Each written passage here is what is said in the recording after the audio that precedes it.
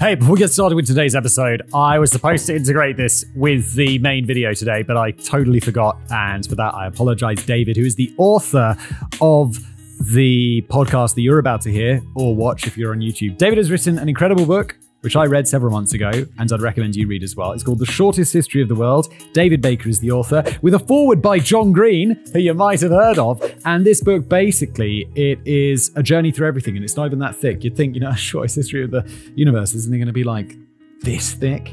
But it's not. It's short. It's digestible. It's funny. And not only is it just history, it also, David looks into the future and he's like, what's it going to be like now? Really far in the future. It gets weird, but in the best way. So like I say, David's a brilliant writer. This is a brilliant book. Please get it wherever you get your books. There might be some links below. I think I even made some links. They'll be below. And now today's episode. This is the story of the Zodiac Killer, a name that strikes a chord of dread and fascination even decades after the last cryptic letter was sent. On a chilling December evening in 1968, the lives of two high school students, David Faraday and Betty Lou Jensen, were cut tragically short, marking the beginning of a sinister series of events that would haunt Vallejo, California, and puzzle the greatest criminal minds to this day. Today on The Casual Criminalist, we're not just recounting the cold facts, we're stepping into the shadows of the greatest challenge to ever face amateur sleuths and seasoned detectives alike. So can we untangle the web of codes and taunts left by a figure so enigmatic that he became legend? Well, our search for answers begins now.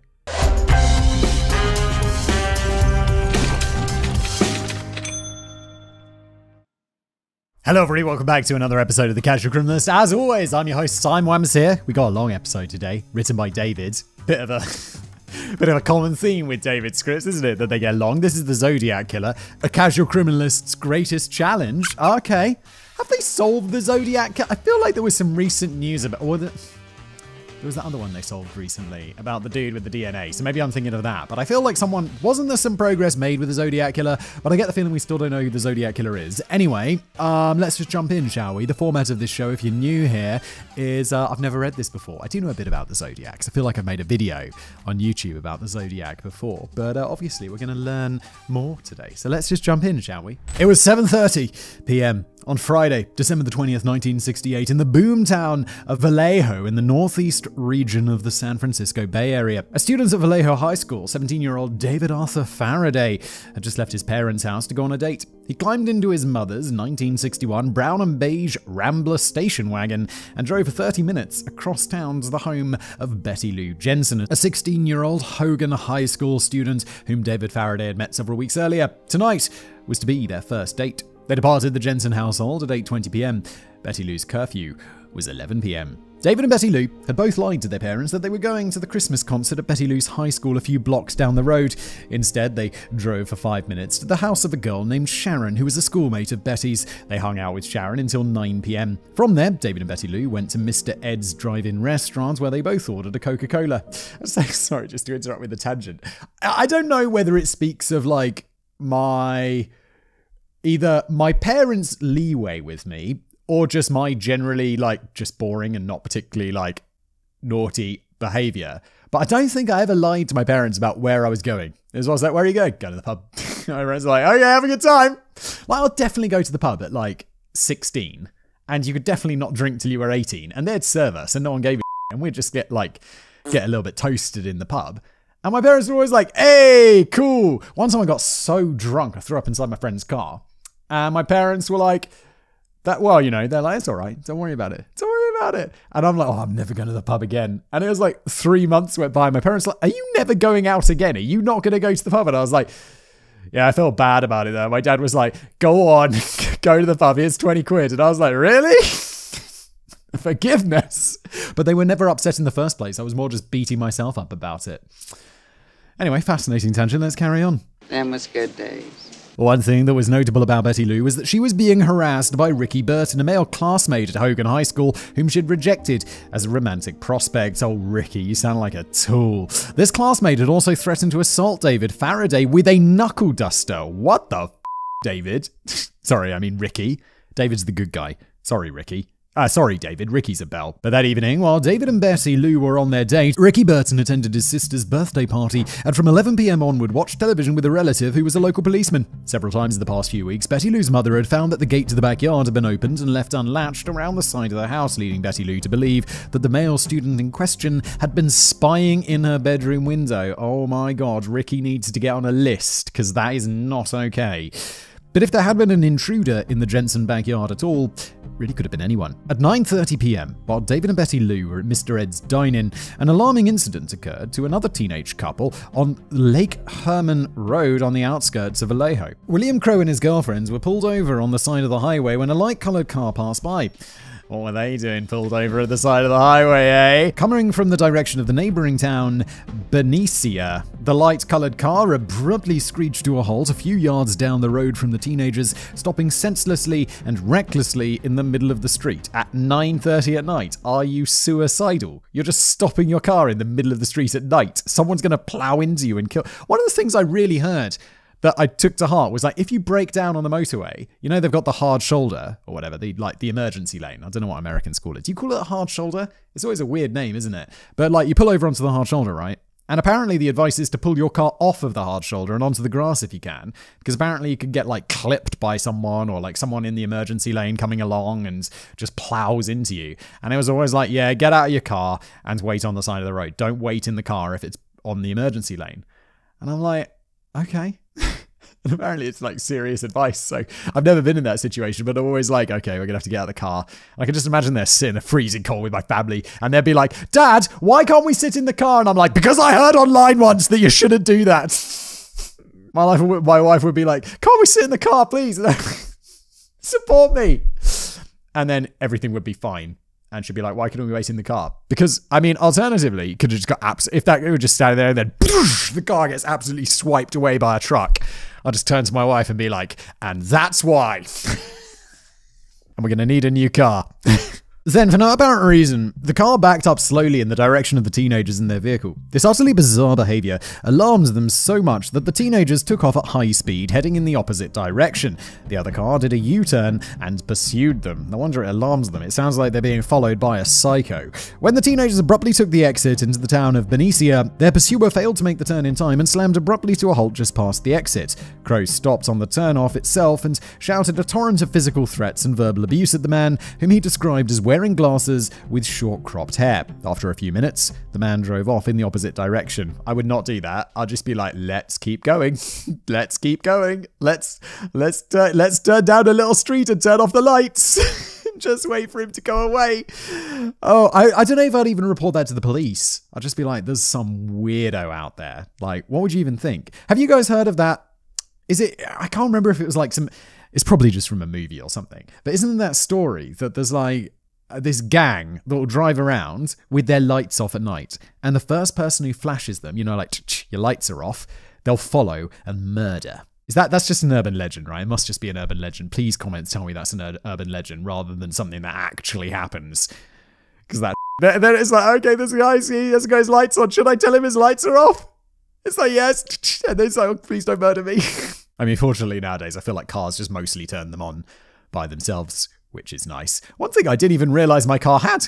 I was just like driving along and then I was like, what does this button do? It does automatic high beams. So you're like just driving along and there's no one around. It'll flip up the high beams for you. And then when there's someone coming, the high beams will like dance around their car so you're not dazzling them, but you can still see. And I'm like, why isn't this on by default? Why am I just learning this now? It's amazing. Meanwhile, David and Betty Lou departed Mr. Ed's drive-in and headed out of Vallejo onto Lake Herman Road and continued along it until they reached the outskirts of Benicia, the exact same area William Crow's encounter had occurred half an hour earlier. At approximately 10 p.m, David and Betty Lou turned onto a gravel road that was a well-known lover's lane, hey, dedicated to some discreet canoodling. Policemen regularly patrolled the area to flush out the lust-filled youths and to discourage any underage drinking or marijuana usage. Oh, please. police, you buzzkills. While the road was by no means deserted, and the adjoining Lake Hernan Road had a smattering of late-night traffic, the gravel road was favored by teenage couples because it allowed them a full view of oncoming vehicles well in advance in case a police car should approach them. That way, the teenagers could put their pants back on and discard any contraband before the cops arrived. Smart teenagers. At 10:15 p.m., Helen Axe, hell of a name, and her boyfriend drove past the Lover's Lane and spotted David and Betty Lou in the station wagon. At 10:30 p.m., the two same witnesses returned along the same road and spotted them again. They'd be like, "Hey, what are you guys up to? Hey!" Oh, they're gonna get killed though, aren't they? Oh, sometimes I forget I'm doing the casual criminalist. I'm just making fun. It's like, they're gonna get killed. And here I am making stupid jokes like a teenager. At 11 p.m, another two witnesses, a married couple named Homer and Peggy Yore, drove past the station wagon and saw Betty Lou Jensen resting her head on David Faraday's shoulder. Oh no, is she resting his head on his shoulder because she's dead? The witnesses saw Faraday move his hands onto the steering wheel. Oh, confirming at this time they were still alive, never mind. Homer and Peggy drove out to a nearby construction site to look at some water pipes and a sewer that Homer was installing. At 11 p.m, it's like, "Hey Peggy, hope you had a nice date with me tonight." "Oh, I had a lovely date with you, Homer." "What do you want to do now, Peggy?" "Oh, well, I was thinking..." "Well, I'll tell you what. You want to go look at a sewer I'm installing?" "Yeah, sure, Homer." "Yeah, I mean, okay." What's going on? What is going on in this town? They were there no longer than a couple of minutes. At 11:05 p.m, Homer and Peggy drove past the station wagon again, and David and Betty Lou were still in the same position. At approximately 11:10 p.m, James Owen, an ex-Air Force officer and oil refinery supervisor on his way to a graveyard shift in Benicia, drove past the Lover's Lane and saw that the station wagon had been joined by a second vehicle, which had parked 10 feet away, parallel to the station wagon on the passenger side. You'd just be like, "Hey, get out of here. I'm busy." Getting busy. Stop it, Simon. They're about to be killed. What's wrong with you? James Owen was not able to identify the make, model, or color of the second vehicle. Half a mile down the road, James Owens claims that he heard a single gunshot. Given what happened shortly after James Owen reported seeing the two vehicles, this deprives him of an alibi. Police later examined his firearms, did not find a match, and ruled him out as a suspect. They neglected to get fingerprints or a writing sample, and Owen refused to provide them with photos of himself. That's a bit weird. I mean, okay. Subsequent amateur writing analysis has been inconclusive. It's also debatable whether Owen fits the description of the Zodiac, and to my knowledge, his whereabouts have not been cross-referenced with other murders. He died in 2012. The following is derived from the forensics report. The unidentified driver exited his vehicle and walked behind the station wagon. Taking out a .22 caliber handgun, he fired once at the back window, shattering the glass. Then the man walked around to the driver's side of the vehicle and fired a second bullet into the station wagon's back left wheel well. At this point, Betty Lou Jensen clambered out of the passenger side of the station wagon with David Faraday sliding across the front seat to follow her. The unidentified gunman leaped through the driver's side window and shot David Faraday in the back of the head just behind his left ear. Betty Lou Jensen ran in the direction of the main road, with the unknown assailant chasing her in hot pursuit no more than 10 feet behind her. Oh my god, it's made of nightmares. Betty Lou made it 28 feet from the station wagon before the unidentified gunman shot her 5 times in rapid succession in the upper back. Betty Lou was killed instantly. The murderer then got in his vehicle and drove away. All of this would have taken no more than a few minutes. It was a brazen blitz attack near a road where a passing car could have spotted the attacker at any time. At approximately 11:15, Stella Borges, who lived on a nearby ranch and was on her way to pick up her 10-year-old son, came across the murder scene. The second vehicle had already departed. Borges spotted David Faraday slumped on the passenger side of the station wagon, thinking that he was drunk and had fallen out. Then Borges spotted Betty Lou Jensen lying in a growing pool of her own blood. Borges sped down the road in order to get help. At 11:19 p.m, she managed to flag down a police car. An ambulance was called and David Faraday was rushed to the hospital, but he was pronounced dead on arrival at 12:05 a.m. Nothing was stolen, and there were no signs of sexual interference.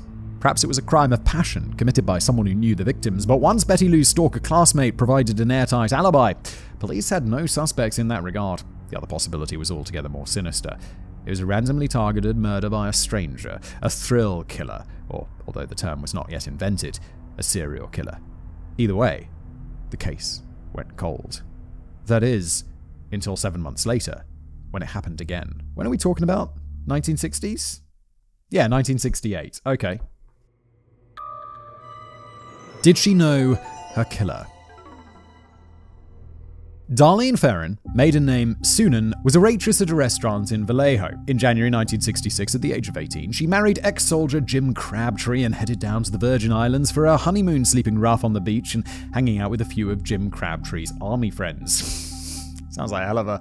What are we doing for the honeymoon, Jim? Well, we're going to go down to the Virgin Islands, British Virgin Islands. There's US Virgin Islands as well, right? They're right next to each other. Anyway, let's assume they went to the US ones because they're American. It's probably a little bit easier. So they're going to go down to the Virgin Islands. We're going to sleep on the beach and hang out with my mates from the army. What was her name? Darlene's like, ooh, Jim, how romantic. It's there that Darlene claims that she saw someone commit murder. She never identified, wow, her honeymoon just got better and better, didn't it? She never identified the victim or the perpetrator, and she was always sketchy on the details. Darlene and her husband briefly lived in Albany, New York, before returning to California. As for her marriage to Crabtree, Darlene's friends alleged that he beat her up and she was terrified of him. Crabtree denied this. As their marriage deteriorated, Darlene began emotionally cheating on Crabtree with Dean Ferrin, who worked as an assistant cook at Caesar's Palace Italian restaurant in Vallejo. What does that mean exactly? Like, emotionally cheating? It means like they're like hitting on each other and but they're not doing anything about it? Is that what that means? I've heard of the phrase before, but I never really thought about it. I am confused, honey. What is he talking about? She may well have been carrying on affairs with other men around the same time, though. Okie dokie. In 1966 or 1967, Darlene was photographed with an unidentified male who loosely fits the description of the Zodiac, approximately 5'8" or 9", with dark hair, horn-rimmed glasses, and angular features that match the famous police sketch. In the photo, neither of them are smiling, and the man has his arm around Darlene, tightly grasping her left shoulder.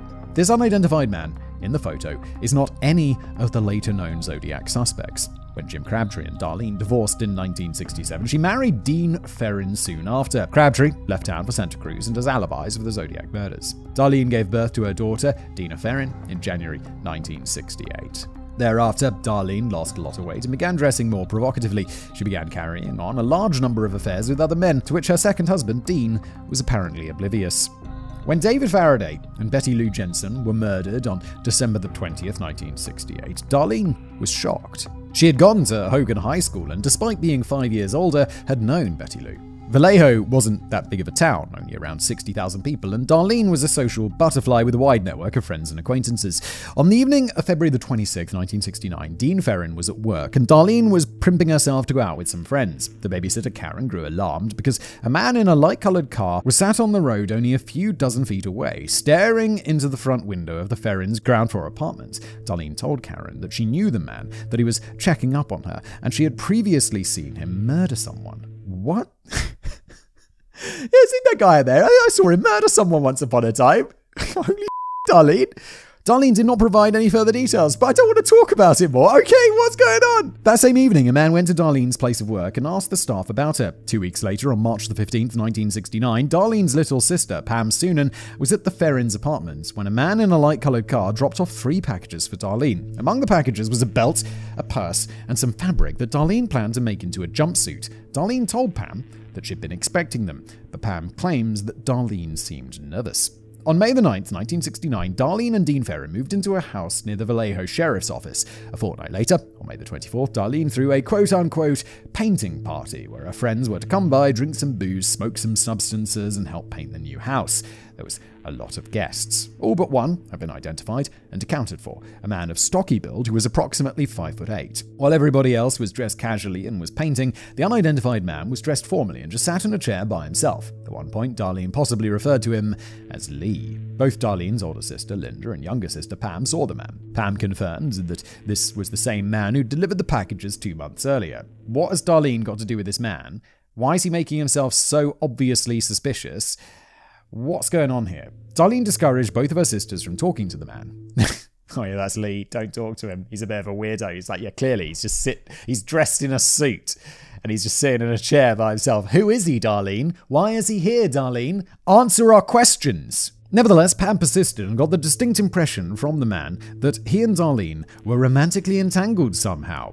Over the years, Darlene's sisters have repeatedly changed the identity of the mystery man. First he was George Waters, then William Grant, then Lee, and then the brain-damaged, convicted Peeping Tom and tenuous Zodiac suspect Lawrence Kane, who we shall deal with later. Waters and Grant were cleared by police in 1969, and any testimony of Darlene's sisters must be taken with a grain of salt. But Darlene's babysitters and co-workers corroborate the existence of a mystery man of some sort. Over the course of the next 2 months, the same man hung out at the restaurant while Darlene worked her shift.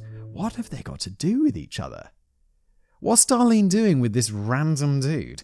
Linda and Pam both encountered the man at the restaurant during this time. Linda claims that the man shot her a dirty look, then got up, talked briefly to Darlene and left. Pam claims that she sat next to him for 2.5 hours while he peppered her with questions about Darlene's relationship with her husband, what Darlene did for fun, and what she spent her money on. Darlene's co-worker, Bobby Ramos, also reported that the man lingered at the restaurant from time to time. Darlene, on several occasions, said that the man made her nervous, but she didn't go into any detail why. But seems like she's inviting him places and taking... Does he have something? Is he holding something over her or something like that? Ramos speculated the man was interested in Darlene romantically, but she'd kept him at arm's length. Then why would she invite him to this painting party? Why wouldn't she, have the manager throw him out of the restaurant? It's a bit weird. By a bit weird, I mean it's a lot weird. On July the 4th, 1969, Dean Ferrin was working a shift at Caesar's Palace Italian restaurant. Darlene called Mike Margeau to arrange a date for the evening. Darlene was involved with a number of men, including several police officers. Oh, Darlene, you are out and about! But she was increasingly favoring Mike's company. The young man was only 17 compared to Darlene, who was now 22 years old. Mike Margeau also had a twin brother, David, who was sweet on Darlene, but Mike had become the victor in the competition for her affections. Mike and Darlene originally arranged to meet at 7:30 p.m. to see a movie. At 6 p.m, Darlene and her younger sister, Christina, showed up at Caesar's Palace to visit Dean Ferrin before the sisters headed to nearby Mare Island to take part in the 4th of July boat parade. Dean asked his wife when she'd be home, since he was planning on throwing a party at their house after he'd finished his shift around midnight. Darlene responded she'd be back at around 10. Dean asked her to pick up some fireworks on the way home. 4th of July, Independence Day. At 6:45 p.m, Darlene swung by her place of work and spoke to Bobby Ramos, inviting Bobby to the party. After she chatted with Bobby for 15 minutes, the manager of the restaurant told Darlene to leave and stop distracting the on-duty staff. At 8 p.m, Darlene phoned Mike Margeau at his house, saying that she needed to spend more time with Christina and would be by later. At 10:15 p.m, Darlene swung by Caesar's Palace again and placed a phone call to the babysitter at her house in order to check on Dina. Darlene and Christina left Caesar's Palace at 10:30 p.m, and in the parking lot, Christina saw Darlene talking to an older man standing next to a white car. What is going on in your life, Darlene? It seems like you're involved in some sort of underbelly of crime or some such. Christina characterized the conversation as tense. Thereupon, Darlene got back in her brown Corvair and dropped Christina off at the parents' place. Then she headed home. Darlene spoke to the new babysitter, Janet, who told her that an older-sounding man had been calling all evening but wouldn't leave his name or number. He said he'd call back. Darlene woke up her daughter, Dina, and began playing with her. At 10:15 p.m. When I get home, me and my wife, we typically have a babysitter once a week, and we'll go out for dinner. The last thing I'm doing when I get home is hey, look, the kids are in bed. Let's wake them up and play with them. It's no. Let's just pray that they sleep through to morning. If I woke up my kid, it's hey, do you want to play? They'll be like, no, Dad, it's the night. Why would you do this? Then Darlene began clearing up for the party. What is your life? You just suddenly randomly throwing a party? Is it going to begin at 11 o'clock at night? At this point, the phone rang. An exasperated Mike Margeau asked Darlene if they were still getting together that evening. Darlene asked Janet if she could stay until 12:15, saying she needed to head out and grab some fireworks. Darlene left immediately. She drove to Mike Margeau's house, arriving at roughly 11:40 p.m, whereupon the eager young man ran out to the car, leaving his front door open, the lights on, and the television playing. Jesus, Mike. Don't seem too desperate, Mike. Now, from here we have two conflicting testimonies from Mike Margeau given at different times. Initially, he told police that Darlene and him were both hungry, so they drove to Mr. Ed's dine-in for a bite to eat. Then Margeau suggested that they drive to Blue Rock Springs, a quiet park next to a golf course frequented by lovers, so they could talk. They ain't doing any talking. Mike's ran out of his house with his television on. He's like, let's go. But later, when speaking to a legal secretary, Susan Ayers, the story transmogrified. Wow, that's a word and a half, David. What does that actually mean? Transmogrified. Oh, shape-shifting. I knew it was familiar. Into something altogether different. No sooner had Darlene pulled away from Mike Mageau's house that the young man noticed they were tailed by a light-coloured car. Mageau later claimed that the colour was tan. Mike said they drove to the parking lot of the restaurant where Darlene got out and argued with the man. Mike stayed in the car and didn't get a good look at him at the time, but heard the man call Darlene by her nickname D, which suggested that they knew each other. Decades later, Mike claimed in the media that he heard Darlene call the man Richard. Darlene got back in the car and drove away. The man pursued them at high speed. Darlene's in trouble. Darlene and Mike were chased by the man to Blue Rock Springs Golf Course. Darlene pulled into a parking lot, hit a log, and the engine stalled. By now it was midnight.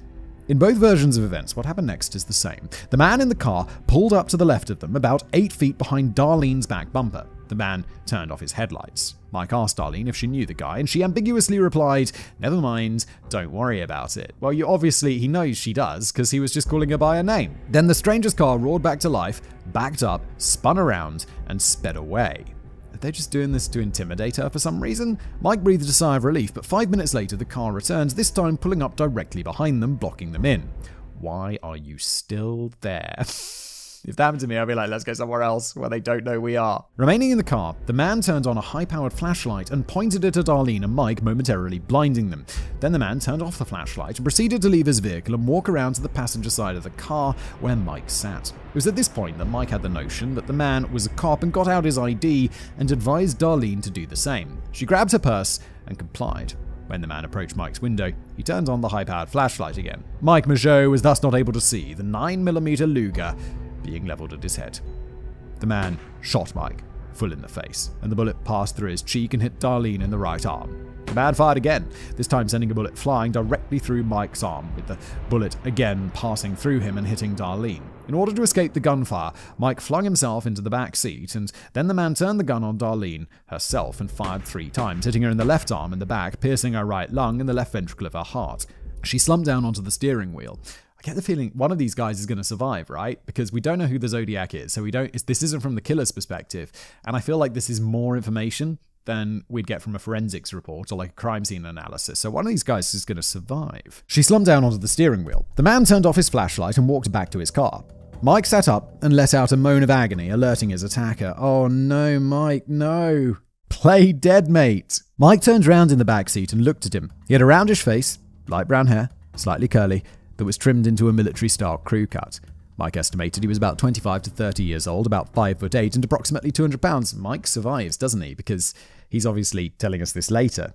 However, it must be noted in the initial police report, Mike emphasized it was dark and he only really got a look at the attacker in profile. The interviewing officer did not feel that Mike could make a good identification. The man returned to the passenger side of Darlene's car. He fired, this time with the bullet passing through Mike's neck. Mike dropped to the floor and started flailing his legs while a second bullet hit him in the knee. Then the man fired 2 more shots at Darlene, still slumped over the steering wheel, gasping for air as she choked on her own blood. With that, the man walked swiftly back to his car and drove calmly out of the parking lot. Mike clambered out of the vehicle and sat on the ground, leaning on the door. Minutes later, Mike's moans of pains were heard by 3 teenagers who were out looking for a friend of theirs. The teens went to a nearby house and called the police, who were dispatched to the scene along with an ambulance. Mike and Darlene were rushed to the hospital. Mike survived, but required intensive surgery. Yeah, dude, he got shot many, many times.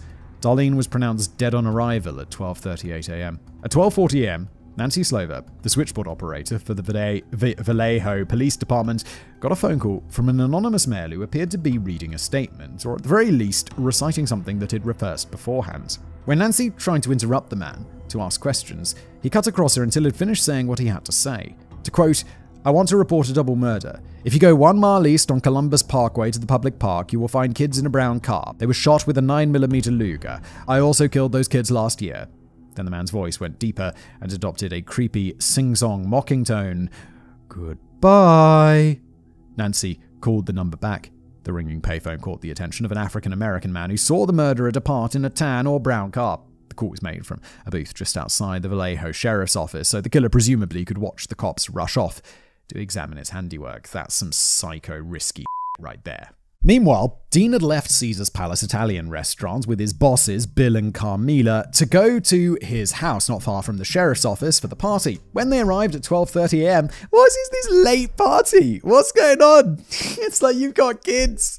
I I've been in bed for like 3 hours by 12:30. Jesus. When they arrived at 12:30, thus providing Dean Ferrin with an alibi, they found the babysitter Janet still sat there waiting for Darlene to return. Dean headed out to look for her while Bill and Carmela stayed at his house. At 1:30 a.m., the phone rang. Bill answered. On the other end, someone was breathing heavily. He said nothing. Bill hung up on him. A few minutes later, Dean's parents received a similar phone call. Someone on the other line, breathing heavily. Then a few minutes after that, Dean's brother received a phone call. Again, nothing but heavy breathing. At that point, none of Darlene's relations knew that she was dead, and the murder had not hit the news. And yet her parents-in-law and brother-in-law, in addition to a call possibly intended for her husband, were all contacted within 10 minutes. It was someone who had the numbers of Darlene's nearest and dearest, and who chose to call that night, 90 minutes after her murder. Yeah, it's definitely this weird guy who's like been following her around and has some sort of... they've definitely got some weird dealings together, right? Like, does she owe him money or something like that? Or is she blackmailing him? Is he blackmailing her? There's something sketchy going on. Many suspect that this was the Zodiac. However, decades later, Darlene's brother Leo claimed that he'd placed those phone calls because he was trying to find Darlene in order to score some weed. It's unclear why Leo sat on this information until the 21st century. Again, changing testimony from Darlene's family over the years must be taken with a grain of salt. If, however, the phone calls were from an anonymous source as originally recorded by the police in 1969, the alternate hypothesis is that Darlene knew the man who killed her, thanks to a raft of unreliable witnesses with ever-changing stories. We shall never know. This is Zodiac speaking. On the 1st of August, 1969, 3 letters were posted to local newspapers: the San Francisco Chronicle, the San Francisco Examiner, and the Vallejo Times-Herald, with instructions on the front and the back of the envelopes to, quote, "Please rush to editor," scrawled in blue pen. The main text of all 3 letters was mostly identical in content. For instance, to the Examiner, to quote, "Dear Editor, I'm the killer of the 2 teenagers last Christmas at Lake Herman, and the girl last 4th of July. To prove this, I shall state some facts, which only I and the police know. Christmas, 1, brand name of ammo, Super X. 2, 10 shots fired. 3, boy was on his back with feet to car. 4, girl was lying on the right side, feet to west. And then 4th of July. 1, girl was wearing pattern pants. 2, boy was also shot in the knee. 3, ammo was made by Weston. Here is a cipher, or that is, part of one. The other 2 parts are being mailed to Vallejo Times and San Francisco Chronicle. This part did vary based on the copy. I want you to print this cipher on the front page by Friday afternoon, August the 1st, 1969. If you do not print the cipher, I will go on a killing rampage Friday night. This will last the whole weekend. I will cruise around killing people who are alone at night until sunlight or until I kill a dozen people." And by the way, I just read that and I stumbled over it like 17 times because the grammar and spelling is horrible. This doesn't seem like the sort of person who'd be into like puzzles and cryptic tales and this kind of stuff, because they don't seem very clever. At least their English is very bad. The letter was unsigned except for a symbol resembling gun crosshairs that has since become the Zodiac's emblem. The 3 parts of the cipher message, divided up among the 3 newspapers, was composed of Greek Morse code, semaphore, weather symbols, Latin alphabet letters, astrological signs, and the medieval Zodiac alphabet. The Chronicle and the Vallejo Times printed their ciphers on Saturday the 2nd of August, and the Examiner published the 3rd one on Sunday, August the 3rd, along with the 2 previous ones so that the whole thing could be read together. Despite the papers being tardy in their publication of the ciphers and not putting them on the front page, no killing spree occurred over the weekend. On August the 8th, the cipher was finally cracked by history teacher Donald Harden and his wife Betty, who lived in Salas, 100 miles south of San Francisco. It read, quote, "I like killing people because it is so much fun. It is much more fun than killing wild game in the forest because man is the most dangerous animal of all to kill. Sometimes gives me the most thrilling experience. It is even better than getting your rocks off with a girl. The best part of it is that when I die, I will be reborn in paradise and all the I have killed will become my slaves. I will not give you my name because you will try to slow down or stop my collecting of slaves for the afterlife, and then something indecipherable like I don't know. And also either the cipher wasn't very well made because it was a nightmare to read because there's all sorts of mistakes in it, or the guys who wrote it out in English just doesn't know how to spell. The final 18 letters of the cipher have never been decoded. It may be an anagram or it may be meaningless. The numerous spelling errors in the main letter might imply that the murderer was not very well educated. The spelling errors in the cipher may similarly imply that the murderer was a novice at writing code. Indeed, it would not have taken more than a couple of hours of research to compile a usable alphabet of all the symbols. Additionally, the context of the cipher in particular would imply the murderer was severely delusional and mentally ill, meeting some of the criteria for paranoid schizophrenia. Yeah, like... The people I murder will become my slaves in the afterlife? Bro, what are you smoking? However, it is possible that the spelling errors and the references to killing people in order to make them his slaves in the afterlife were deliberate misdirection. Perhaps the murderer wanted the authorities to think he was an uneducated whack job. The same goes for the possible gibberish of the 18 characters at the end of the cipher, which may have been included to simply make decoding the cipher more difficult. And yet, there was nothing in the murders themselves that marked the killer out to be some sort of evil genius. They were extremely hasty, brazen, and could easily have ended up with a witness seeing everything and the perpetrator getting caught. In both cases, the murder scenes were discovered mere minutes after the killer had departed. Figuring out the killer's level of intelligence purely on the basis of the letter in the cipher is speculative and fruitless. It is paralysis by analysis. Other than the fact that I just don't think he's very bright. Because his crimes are not very bright, and the cipher's not very bright. So either he's like really doing a lot of misdirection, or he's just not very bright. But regardless of whether the errors and delusional talk were deliberate misdirection, one thing is clear. The killer was highly narcissistic and wanted public attention. He was an emotional sadist and thrived off instilling fear and psychologically tormenting other people. In such cases, these actions stem from the perpetrator's mistaken belief that they've been wronged by all society, and thus all society deserves it. Wow, we've heard that story before, haven't we here?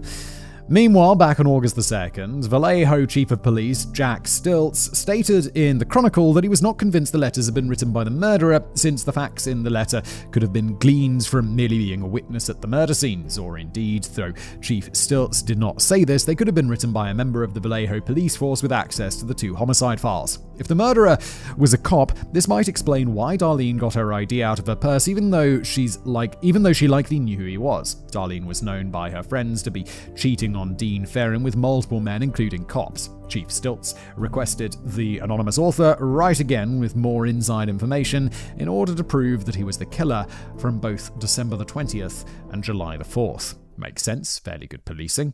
On August the 7th, the day before the cipher was cracked, the murderer obliged. He wrote a letter to the San Francisco Examiner which read, quote, "Dear Editor, this is Zodiac speaking. In answer to your asking for more details about the good times I had in Vallejo, I shall be very happy to supply even more material. By the way, are the police having a good time with the code? If not, tell them to cheer up. When they crack it, they will have me. On the 4th of July, I did not open the car door. The window was rolled down already.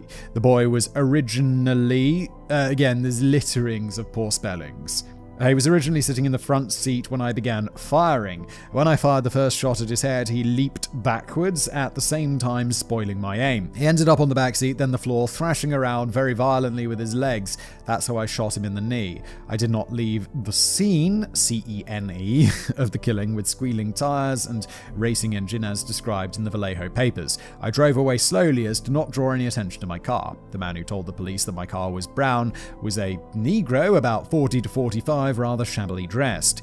I was at the phone booth having fun with the Vallejo cop when he was walking by. When I hung up the phone, the damn thing began to ring, and that drew his attention to me and my car. Last Christmas, in that episode, the police were wondering as how I could shoot and hit my victims in the dark. They did not openly state... By the way, this is all one giant paragraph, which is making it even harder to read, plus all of this littering of spelling and grammatical errors. They did not openly state this, but implied this by saying it was a well-lit night, and I could see the... Oh, that's a curious way to spell silhouettes on the horizon. That area is surrounded by high hills and trees. Or what I did was tape a small pencil flashlight to the barrel of my gun. If you notice in the center of the beam of light, if you aim at a wall or ceiling, you will see a black or dark spot in the center of the circle of light about 3 to 6 inches across. When taped to a gun barrel, the bullet will strike exactly in the black dot in the light. All I had to do was spray them as if they were a water hose. There was no need to use the gun sights. I was not happy to see that I did not get front page coverage. And finally, the long and challenging to read quote ends. The letter was again signed with the Zodiac gun crosshairs and the words, "No address." The part in the letter stating that when the cops cracked his cipher they'd be able to catch him was of course a lie. All the cipher said was that he would not reveal his identity. The Zodiac was toying with them. Zodiac should be very cautious. I can't believe the Zodiac's never been caught because he doesn't seem very bright. Unless this is just a really the spelling seems so organically by knife. On the morning of September the 27th, 1969, two college classmates, Cecilia Ann Shepard and Brian Calvin Hartnell, were spending the day together. They both attended Pacific Union College, a private Seventh-day Adventist institution in the tiny town of Angwin, located in Napa County, 41.5 miles north of Vallejo and 80 miles northeast of San Francisco. Cecilia Shepard was 22 years old, and in the next week she was transferring to the University of California, Riverside to study music. She was back at Pacific Union for a few days to ship the rest of her stuff. Her friend, 20-year-old Brian Hartnell, a pre-law sociology student, was helping her pack. After they finished up, they decided to go out for the afternoon, planning to drive down to San Francisco for one last hurrah before they parted ways. They got into Hartnell's white 1956 Volkswagen Carmen Ghia and drove 27 miles south to the town of Napa, where they attended a church rummage sale. Cecilia bought herself a used television. From there, Shepard and Hartnell doubled back 90 miles northwest to the hamlet of St. Helena, not far from the town of Angwin, where Cecilia picked up a few more things that she needed. They wound up fraternizing with a few friends and giving a lift to some local kids. This ate up a lot of their afternoon, rendering the trip down to San Francisco a little infeasible. They decided instead to drive to Lake Berryessa, an artificial lake that acted as a reservoir, with the farming town of Monticello being abandoned, demolished, and flooded in 1960. The remains of the town now slumbered in the depths. I find this super interesting. Like these old towns where they built. There's a big reservoir near where I grew up called, I used to go there all the time with my nan. Buell Water. It was this big reservoir, and they'd built this big dam and flooded this whole area, and all of these little houses and villages and churches and stuff have been buried like underneath the water. And I always thought that was super interesting, just all these buildings just down there. Meanwhile, at 2:50 p.m. on Pope Canyon Road, approximately 15 miles east of Angwin, three 21-year-old girls pulled into the parking lot of an A&W fast food restaurant. Following them into the parking lot was a 1966 silver or ice blue Chevy sedan. A man got out of the Chevy and leaned on it. He appeared to be between the ages of 25 and 35, weighing 200 to 250 pounds, with dark hair parted on the side. He wore no glasses. He stood there, chain-smoking, and reading something, but the girls got the distinct impression that the man was surreptitiously watching them. The girls left and drove a few more miles east to Lake Berryessa, where they sunbathed. Around 3:30 p.m., the girls noticed that the man from the A&W was there watching them from his car. At approximately 3:50 p.m., the man drove off. According to a police reconstruction, he continued down the lake road and parked behind the first car he saw. It belonged to a local dentist who was out hunting with his son, armed with a .22 rifle, who spotted the man observing them from the trees as they walked along the shore of the lake. Once father and son spotted him, the man quickly turned around, walked away, and returned to his car. Meanwhile, at approximately 4 p.m., Brian Hartnell and Cecilia Shepard arrived at Lake Berryessa. There were no other cars parked nearby.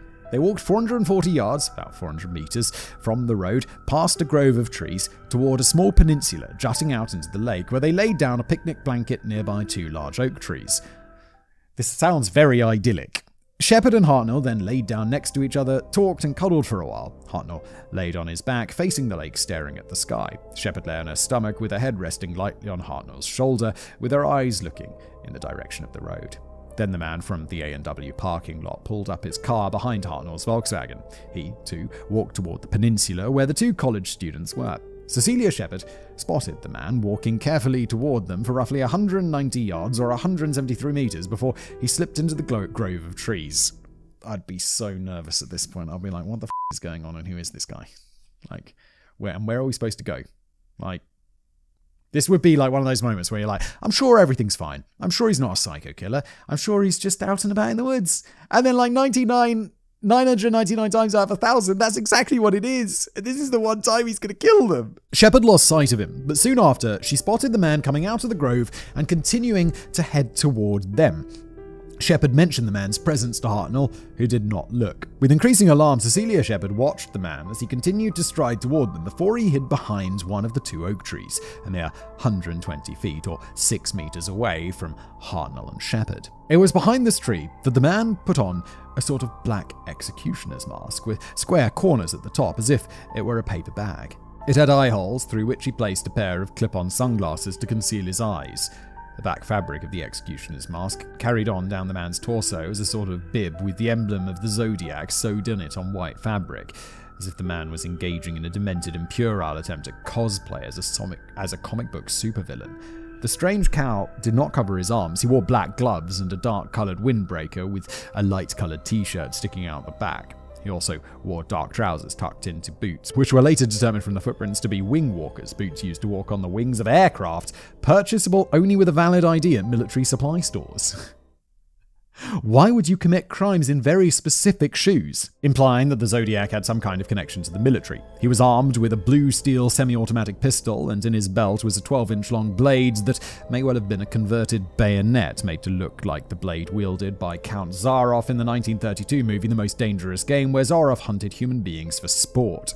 This movie was also referenced in the Zodiac cipher to quote, "It is much more fun than killing wild game in the forest because man is the most dangerous animal of all." It was clear that the Zodiac was living out some kind of sick fantasy inspired by the film and possibly the 1924 short story on which it was based. In his belt, the Zodiac also had some lengths of plastic clothesline which he intended to use as rope. When the Zodiac came out from behind the tree, Cecilia Shepard cried, "Oh my god, he's got a gun." It was now, for the first time, that Brian Hartnell looked around. Hartnell's impression of the man holding them at gunpoint was that he was slightly overweight, but solid, not flabby. He had a small beer gut sticking out from under the executioner's cowl. Hartnell estimated that he was between 5'10" and 6'1", but Hartnell, a rather tall man, claims that he's a bad judge of height in others. The Zodiac spoke, "I want your money and your keys. I want your car to go to Mexico." Hartnell was not in fear of his life, taking the man at his word that it was a robbery. Given the level of detail, it seems like Hartnell survives, because obviously a lot of this must have been gleaned afterwards. He only had 50 cents on him, and studying criminals in college but never encountering one in real life, he thought the experience of being robbed would be worth the 50 cents and a call to the car insurance company. Hartnell tossed the Zodiac his change and his car keys. The Zodiac picked up the coins and put them in his pocket. Then he oddly tossed the keys further away from Hartnell onto the corner of the picnic blanket. Then the Zodiac holstered his weapon. Hartnell said, "There is no strings attached. I don't have any money right now, but if you need help that badly, maybe I can help you out in another way." The Zodiac replied, "No. Time's running short. I'm an escaped convict from..." And at this point, the Zodiac mentioned a 2-word place name and either the state of Montana or Colorado. Hartnell couldn't remember. The leading theory is that he said Deer Lodge, Montana. Either way, the whole story was a probable lie. No escapees in the United States fit the timing or the Zodiac's general description. The masked man continued, "I've killed a prison guard there. I've stolen a car and have nothing to lose. I'm flat broke. Just don't start playing hero on me. Don't try to grab the gun." Hartnell later speculated that the Zodiac sounded relatively young, maybe in his 20s or 30s, and claimed that he spoke with a generic North American accent. No Canadian hooting, no East Coast slurring, no Midwest squawking, no Californian bleating, no Southern drawl. Just the common nasal accent you hear from most Americans on TV. Hartnell doubted the Zodiac's gun was loaded. He had learned at college that muggers frequently did not load their weapons, lest a simple robbery escalate to a murder charge. The 20-year-old Hartnell was so certain of this idea, he seriously considered making a grab for the gun. At any rate, the college student then commenced doing what college students do best. He started running his mouth. Hartnell spoke with the Zodiac for a long time, for the better part of an hour, talking about things he'd learned in sociology class and peppering the Zodiac with questions. "What are you up to, mate? What?" I don't know any point in my life where I'd be like, "Oh, you just rock. Let's have a chat. Let's have a bit of a banter." I'd be like, "Take my and get out of here. Please don't kill me." His girlfriend must be like, "What the are you doing, mate? What's going on?" The man in the executioner's mask related that his current car was probably reported stolen by now and too hot to continue driving. He described what life was like in prison and said that after he arrived in Mexico, he tried to contact Hartnell for legal advice. If there's one thing we know about the Zodiac, it's that he certainly liked spinning a yarn, if only to discomfort people with strange and sinister sounding stories. Then the Zodiac took the plastic clothesline off his belt. he ordered Hartnell and Shepard to lie face down on the ground so that he could tie them up. Hartnell objected and angrily got to his feet and was on the verge of tackling the Zodiac, but Hartnell reflected that Cecilia Shepard was there and he was afraid that she might get hurt in the chaos of a struggle. The Zodiac told him to sit down, and Hartnell obeyed. Nevertheless, Hartnell whispered to Cecilia that he wanted to try for the Zodiac's gun. If this seems like a strange thing to do with the Zodiac standing right there, note that at this point he was still approximately 15 feet or 4.5 meters away. Terrified, Cecilia whispered back not to try anything. Then the Zodiac ordered Cecilia to take some of the clothesline from him and tie up Hartnell.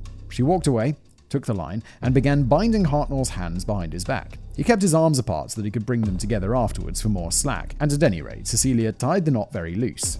If I'm the Zodiac and I'm getting people to tie each other up, I'll be like, you bloody do it tightly. I heard this great trick that if someone's tying your hands, what you do is they're like, let me tie your hands up. My wife bought me like a book called 100 Deadly Skills for Christmas. It's an amazing read. It's just got all these like crazy things that you're never going to need, but are fascinating nonetheless. And it's like, if someone's trying to bind your hands, what you do is you hold them out like this, but then you open up the bottom. So it's like this. And then what you can do is you've got leeway in there, even though it looks like you're not giving them any leeway. Fascinating, Simon. Thank you for that very helpful piece of information. Cecilia then reached into Hartnell's pocket and tossed his wallet at the Zodiac's feet, which the masked man did not bother to pick up. The Zodiac then moved over to Cecilia and tied her up. After he was finished, he went behind Hartnell and retied the clothesline so tightly that it cut off his circulation. The Zodiac then proceeded to hog-tie the couple, binding their feet and linking the restraints to their hands. Hartnell and Shepard both lay there on their stomachs, helpless, and all possibility of resistance had been extinguished. It had still not dawned on Hartnell that his life was in danger. He still thought this was nothing more than a robbery. He peppered the Zodiac with more questions and talked with him for several more minutes as the autumn sun began to sink slowly below the horizon. At one point, Hartnell asked the Zodiac if his gun was even loaded. In reply, the Zodiac took out the pistol and ejected the clip, showing that it was indeed loaded with bullets. Hartnell speculated that they were 45s. Then the Zodiac said, "I'm going to have to stab you people." Hartnell said, "Please stab me first. I'm chicken. I couldn't stand to see her stabbed." The Zodiac replied, "I'll do just that." The Zodiac took out his 12-inch blade and stabbed Brian Hartnell 6 times in the back as the young man lay there on his stomach, while Cecilia Shepard screamed for him to stop. Luckily, the blade did not hit any vital organs. Hartnell went into shock, but remained conscious, not really registering much pain, and just lying there waiting for the assault to end. Then the Zodiac turned on Cecilia Shepard and stabbed her 5 times in the back. In an attempt to roll away from the man, Cecilia exposed the front side of her torso. The Zodiac stabbed her 5 times in the front, hitting each breast, her groin, and her abdomen. Her ribs were broken from the force of the blows, and the blade pierced her heart in 3 places. She was stabbed a total of 10 times. At some point during the assault, Cecilia passed out. Meanwhile, Brian Hartnell played possum, pretending he was either dead or unconscious, so the Zodiac would not stab him any further in order to finish the job. It worked. The Zodiac got up, tossed Hartnell's 50 cents back onto the picnic blanket, and walked away toward the road. Once he reached Hartnell's car and his own vehicle, the Zodiac took out a black felt-tip pen and drew his emblem on the door of Hartnell's wide, calming ear. Underneath the symbol he wrote, Vallejo, 12, 20, 68, 7, 4, 69, the dates of his 2 previous murders. And below that he added, Sept 2769, 6:30 by knife. Then the Zodiac got into his car and drove away. Hartnell lay there until he was sure the man was gone. Cecilia regained consciousness and began yelling for help. Hartnell rolled over and set about using his teeth to untie the clothesline from Cecilia's wrist. Oh my god, I assume Cecilia had died. Like her heart was punctured. He stabbed her 10 times in the front and the back. This took a considerable amount of time. Cecilia then untied the bindings from Hartnell. While all this was happening, a fisherman and his son rowed their boat past the peninsula to see what was going on, and without coming ashore, immediately departed to get help. They rowed 2 miles down the lake to Rancho Monticello Resort and called the park ranger service, who radioed a patrol car which was 3 miles away from the site of the attack. Meanwhile, Hartnell, too weak to stand up, began to crawl slowly toward the road in order to get to his vehicle to drive somewhere for help. He dragged himself roughly 300 yards or 274 meters, all while losing blood before the rangers found him. There was no ambulance at the lake, and the nearest hospital was over an hour away, so the rangers administered first aid and wrapped Brian Hartnell and Cecilia Shepard in blankets, trying to keep them conscious until the ambulance arrived. Cecilia was in an incredible amount of pain and kept begging to be given something to knock her out. Once the ambulance arrived, Shepard and Hartnell had to be rushed an hour in the opposite direction back to Queen of the Valley Hospital. Along the way, Cecilia Shepard fell into a coma. She died 2 years later. Hartnell ultimately recovered from his wounds. At 7:40 p.m., an hour after the attack, and while Shepard and Hartnell were still at Lake Berryessa, waiting for an ambulance, an anonymous phone call was made to the Napa Police Department. The man on the end of the line said, quote, "I want to report a murder. No, a double murder. They are 2 miles north of park headquarters. They were in a white Volkswagen Carmen Ghia. I'm the one that did it." The call was traced in a few minutes to a phone booth 4 blocks from the Napa police station. The man had driven 27 miles into Napa to make the call and then planned to head over to the police station in order to watch the cops scramble and rush off, just like he had intended to do in Vallejo. When the police arrived at the phone booth, the receiver was still wet with the Zodiac sweat. After it dried, the police put some powder on it and managed to lift a partial palm print. It has not, to this day, ever been matched to a suspect. Blood-soaked cloth. Thus far, the Zodiac had consistently targeted the same profile of victim in all 3 incidents. He selected young couples, but possibly seemed inclined to quickly dispatch the male victim in order to inflict most of the violence on the female. He struck in relatively isolated areas where young people usually went to get amorous. The pattern suggested that the Zodiac was some kind of sexual sadist, but on October the 11th, 1969, the Zodiac broke with that pattern. It was 9:30 p.m. in the city of San Francisco when 29-year-old cab driver Paul Stein got a radio call to pick up a man at the intersection of 9th Avenue and Geary Street. The cab's logbook indicated that the man had asked Stein to drive him several blocks to Washington and Maple Street in the then upmarket neighborhood of Presidio Heights. On the way, the passenger sat directly behind the driver. When the cab arrived at its destination, the man instructed Paul Stein to drive for another block. Whenever I get in a cab, I always sit on the other side. I don't know, if I get in the driver's side, I'll always slide across, but I'll try as hard as possible to get in the passenger side, because it just feels like, I don't know, isn't it? It just feels more comfortable to sit on that seat rather than directly behind the driver. Is that just me? I always just feel more comfortable on the side away from them. I don't know. Or that it makes them more comfortable. I'm not going to murder them or something like this. Which is an insane thought. When the cab arrived at its destination, the man instructed Paul Stein to drive for another block. The street was well lit in both directions, so police theorized that at the intersection of Washington and Maple, there must have been a witness walking by the side of the road. Instead, Paul Stein continued to drive to the intersection of Washington and Cherry Street and came to a halt. There were no witnesses on the street, but the location was surrounded by houses, many of which were filled with people who were home for the evening. The man waited for Paul Stein to put the cab into park, ensuring that the vehicle would not roll during what came next. The Zodiac brandished a 9mm pistol and shoved it into Paul Stein's right cheek, just in front of his ear, and he fired. With the muzzle of the weapon pressed into Stein's skin, some of the sound waves of the gunshot were absorbed by Stein's face, like a sort of organic silencer. The bullet went diagonally upwards into his brain, fracturing his skull in several places and killing him instantly. A jet of blood was sent spraying into the front of the cab. Meanwhile, a bullet casing clattered to the floor. The Zodiac got out of the cab, walked around to the front passenger side, and got in next to Paul Stein's body. The Zodiac sat in the blood that covered the front of the cab and busied himself with stealing Stein's wallet, taking the keys from the ignition and ripping off a section of the victim's blood-stained shirt. Then the Zodiac set about wiping down the cab. A partial fingerprint was left in the blood, which may have belonged to the Zodiac, but has never been matched to a known suspect. Otherwise, it may have been left accidentally by one of the police officers or forensic analysts who later arrived at the scene. Meanwhile, the Zodiac was observed by a 14-year-old girl and her 16-year-old brother from the second floor of a house directly across from the cab. They had an unobstructed view. They saw the Zodiac cradling Paul Stein's head in his lap while he tore off a piece of his shirt, and then saw him lean Stein's body back onto the driver's side. A third teenager now came to the window. They watched the Zodiac climb out of the cab. The teenager described him as a heavyset white male wearing a black or blue winter parka with a crew cut and thick-rimmed glasses. They saw him wipe down the exterior, including the door handles, before calmly walking away down the street. The teenagers called the police at 9:58 p.m. For some reason, the police sent out an APB for an African-American male.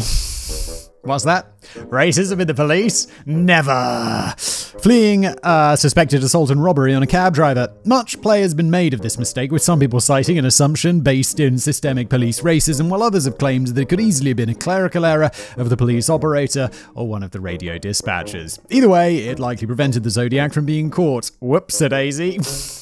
What did you do? Let the Zodiac go. Thought he was black.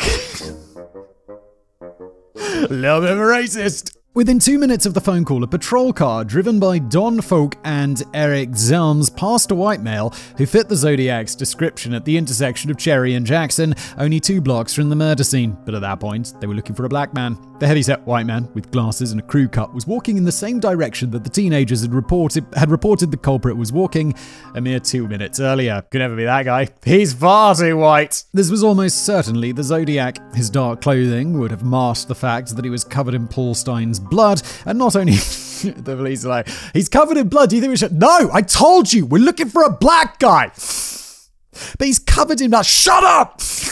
And not only that, but the Zodiac had the sheer audacity to call out to the 2 officers and say that he'd seen a man with a gun running down Washington Street in the opposite direction. That is bold. If I was that dude, I'd be like, don't draw attention to myself, don't draw attention to myself, look down, be the grey man.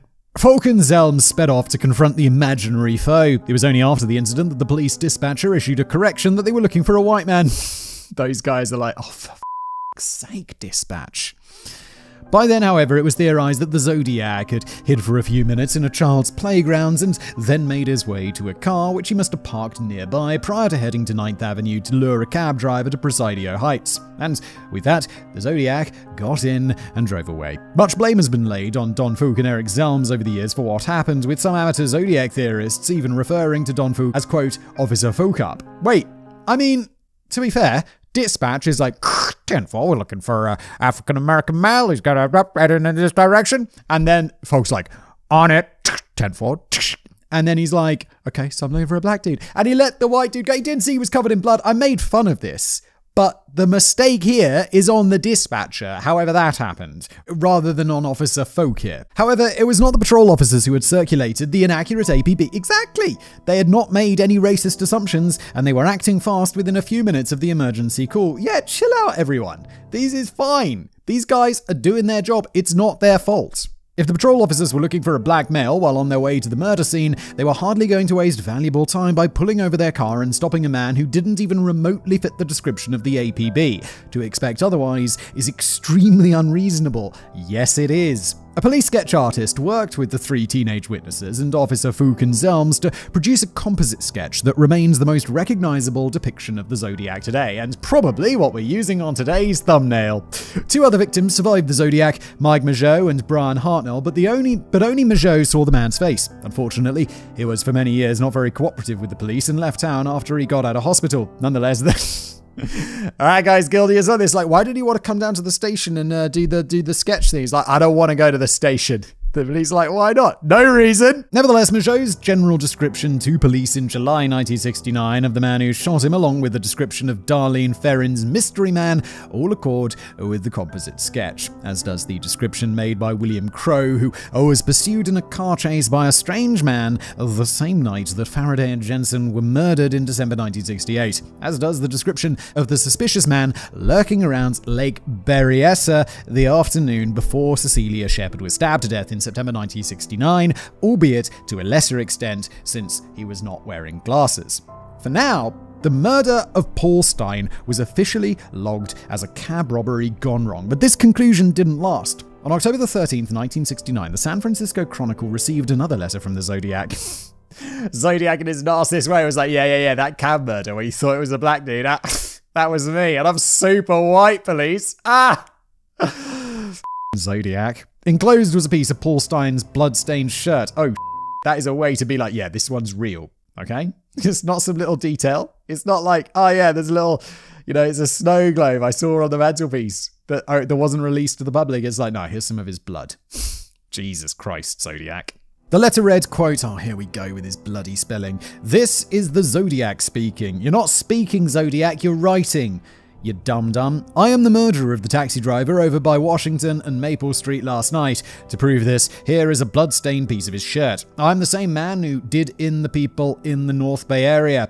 The SF police would have caught me last night if they had searched the park properly instead of holding road racers with their motorcycles, seeing who could make the most noise. The car drivers should have just parked their cars and sat quietly, waiting for me to come out of cover. School children make nice targets. I think I shall wipe out a school bus some morning. Just shoot out the front tire, then pick off the kiddies as they come bouncing out.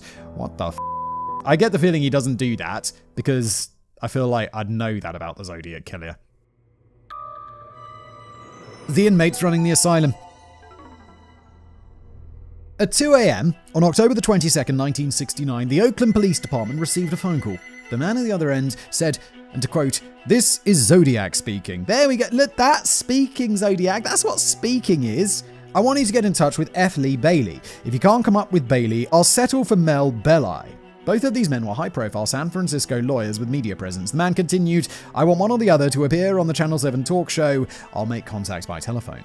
The show in question was the Jim Dunbar Show, which aired at 7 a.m. Police moved quickly. Bailey wasn't available, so they got Melvin Belli. Unfortunately, word leaked that the Zodiac would be calling in. That same morning, the Jim Dunbar Show started a half hour early at 6:30 a.m. Dunbar appealed to the public not to call in, to leave the lines open for the killer. In this, they were dependent on the good grace of the public and hoping that a crank call didn't call in pretending to be the Zodiac instead. I feel like, okay, most people are going to be like, yeah, that sounds reasonable because it'd be nice to catch the Zodiac killer. But there's, I don't know, millions of people, hundreds of thousands of people who might be interested in this show. And it's like, what are the chances that all of them are good and are not going to crank call? Well, I guess we're about to find out. At 7:10 a.m., the man claiming to be the Zodiac killer telephoned.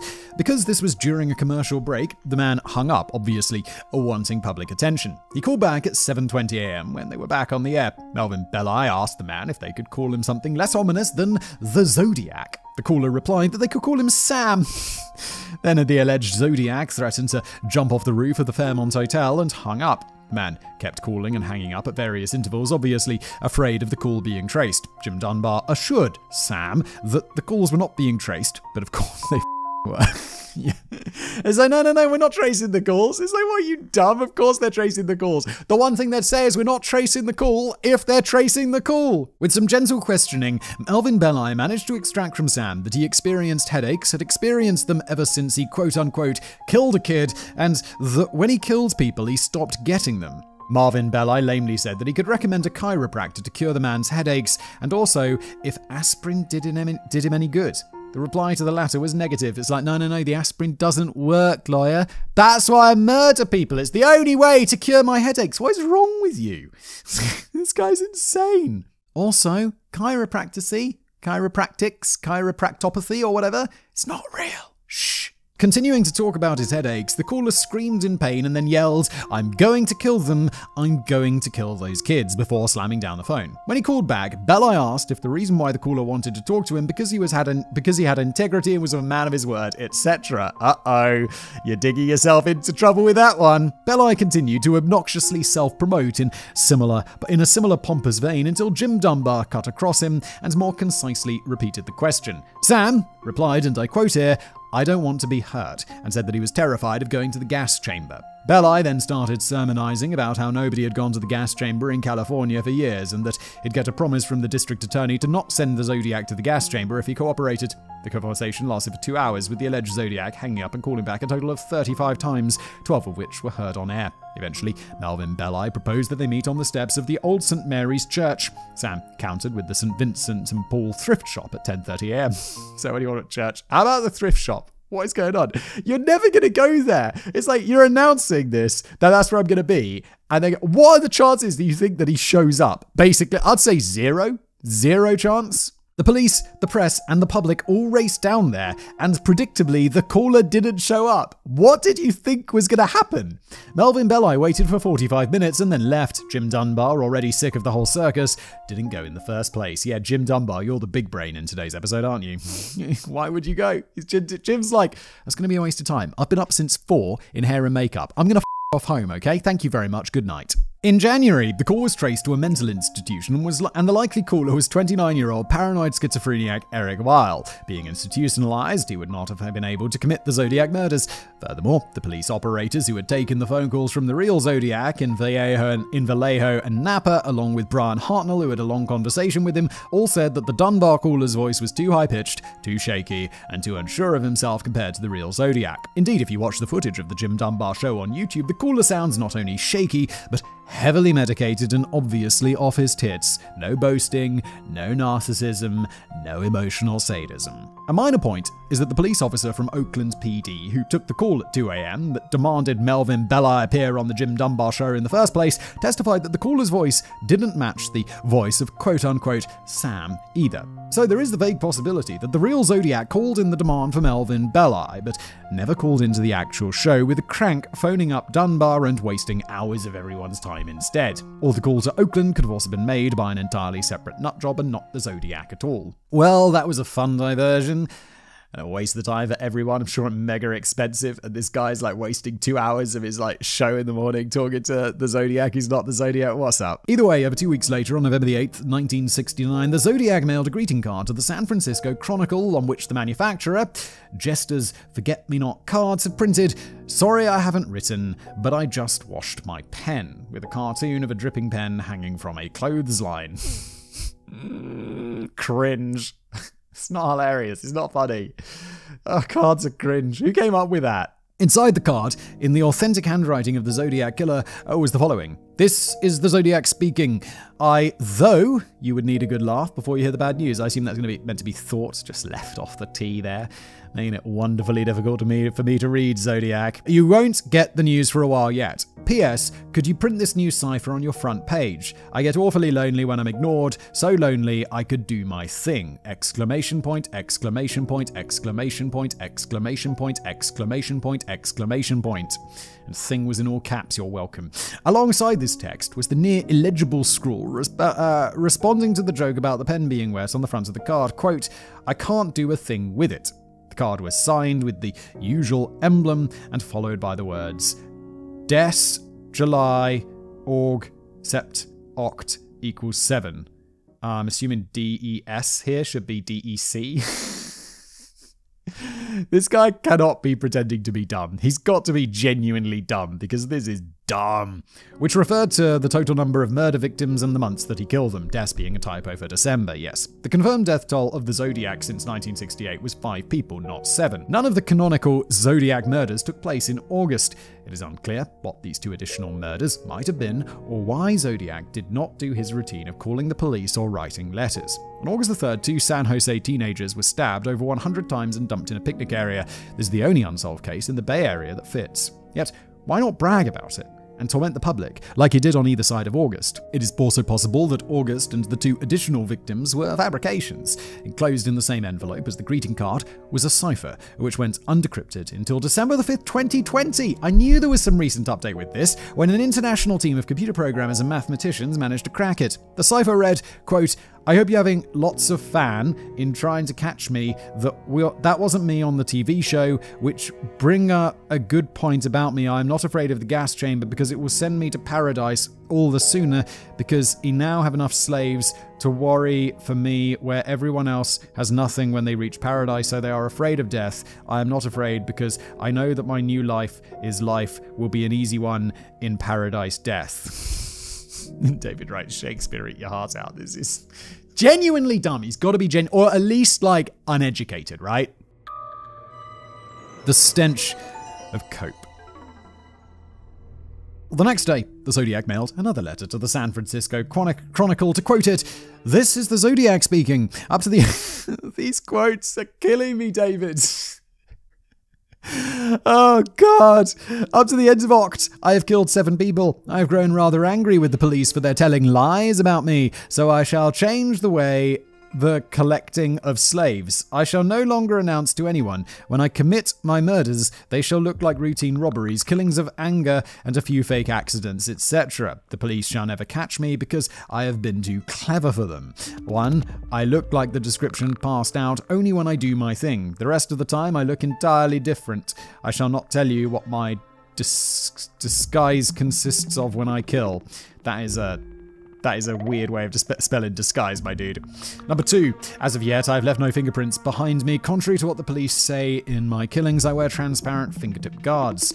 All it is 2 coats of airplane cement coated on my fingertips. Quite unnoticeable and very effective. 3, my killing tools have been bought in by mail order outfits before the ban went into effect, except 1, plus it was bought out of state. So you see, the police don't have much to work on. If you wonder why I was wiping the cab down, where I was leaving fake clues for the police to run all over town, as one might say, I gave the cops some busy work to do to keep them happy. The number of spelling mistakes is insane. I'm using all my brain power to decode this and read it. I enjoy needling the blue pigs. Hey blue pig, I was in the park. You were using fire trucks to mask the sound of your cruising prowl cars. The dogs never came. This quote is long. I see that it takes up the next third of the page. The dogs never came within 2 blocks of me, and they were to the west. And there was only 2 groups of barking about 10 men apart, and then the motorcycles went by about 150 feet away, going from south to north to west. The following bit was labeled, must print in paper.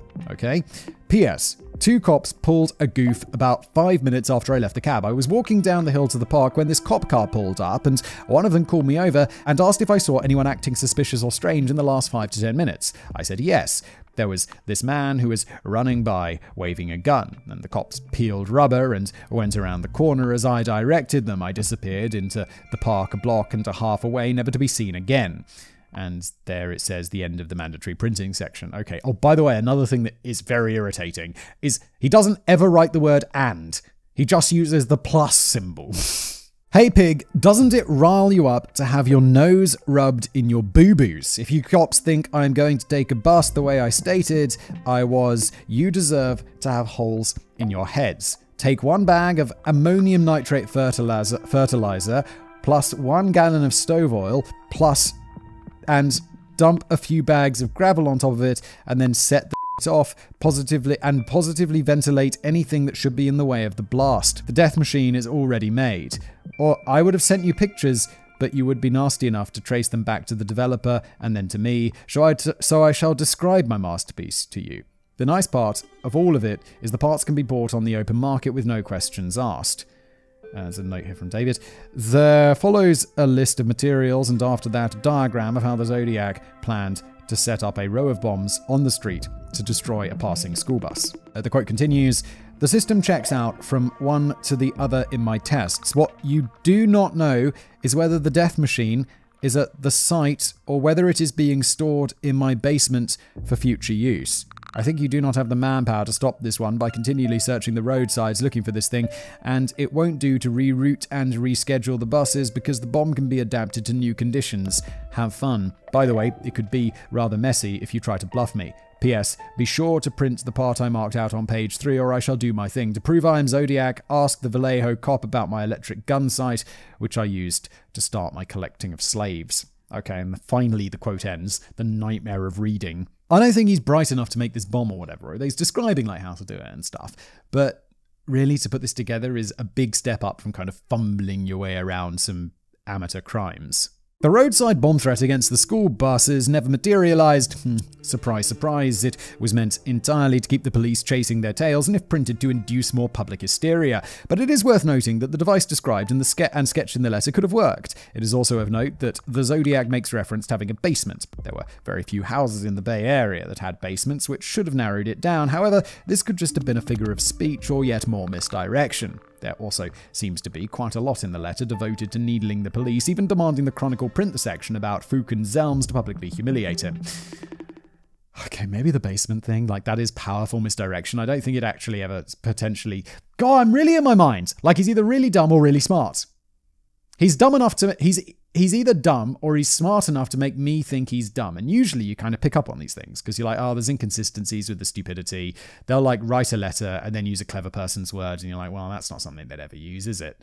But this guy really seems to be on top of it. The motivations for this are numerous. Perhaps the Zodiac was a disgruntled former police officer. Perhaps he was a criminal with prior arrests. Certainly the repeated usage of the term pig would imply the last of these. But again, perhaps this was more misdirection, or perhaps the term was employed purely because the Zodiac knew it would annoy the cops.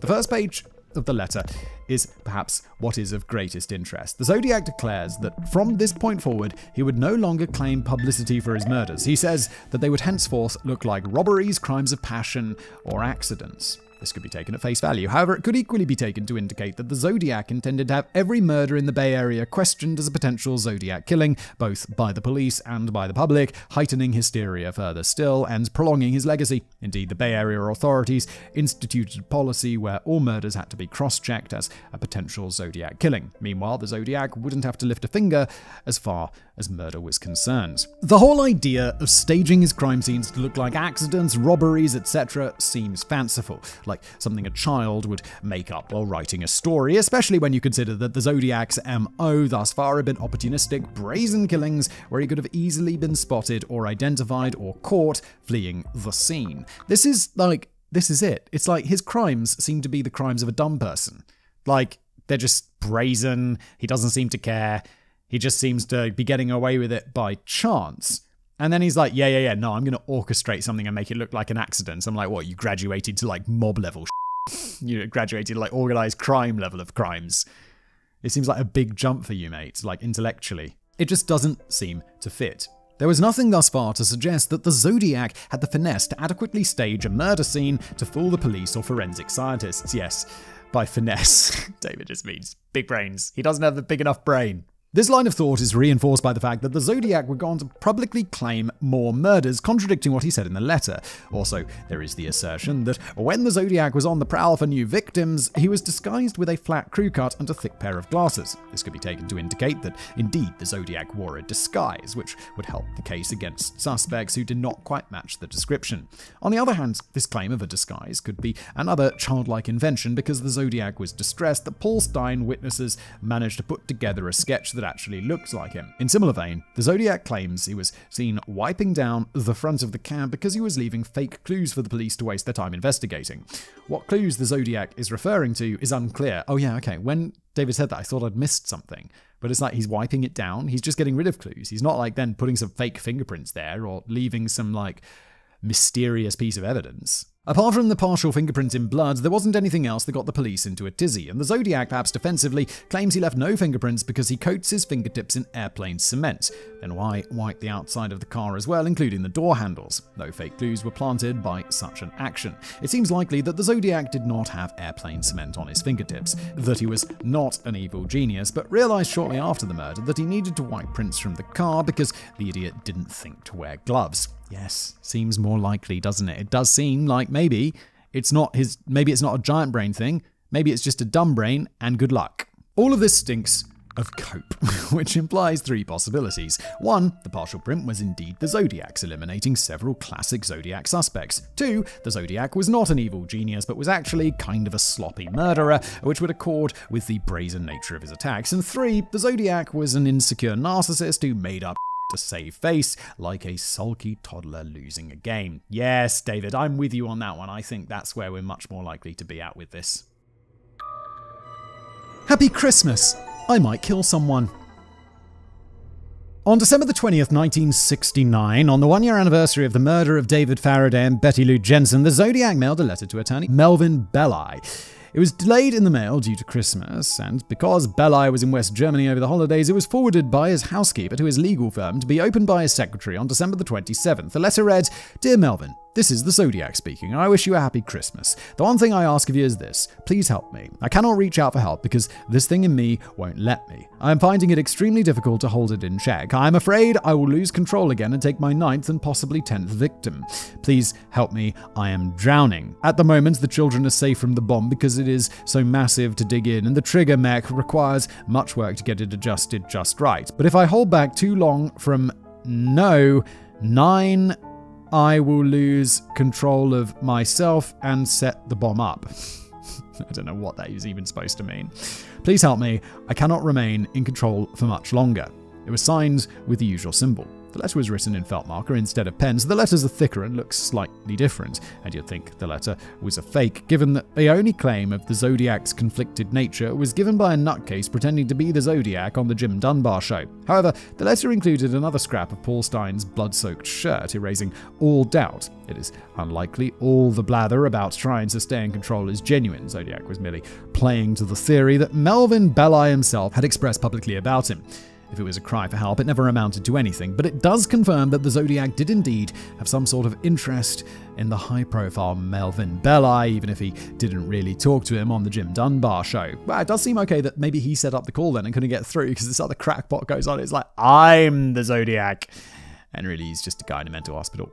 Bear in mind, the Zodiac's cipher about not calling the show hadn't yet been decoded. It is possible that the Zodiac was assuming most people thought that the caller was him and wrote the letter just to with everybody. The fascination with Belli might not go much further than that. Melvin Belli published a response in the papers saying that he wanted to help and that he'd meet the Zodiac privately in order to do so. The Zodiac never responded to Belli's offer and never contacted him again. Yeah, no, don't go to that meeting. How do you think that meeting's going to go? He's like, yeah, no, definitely, we're meeting in private. FBI!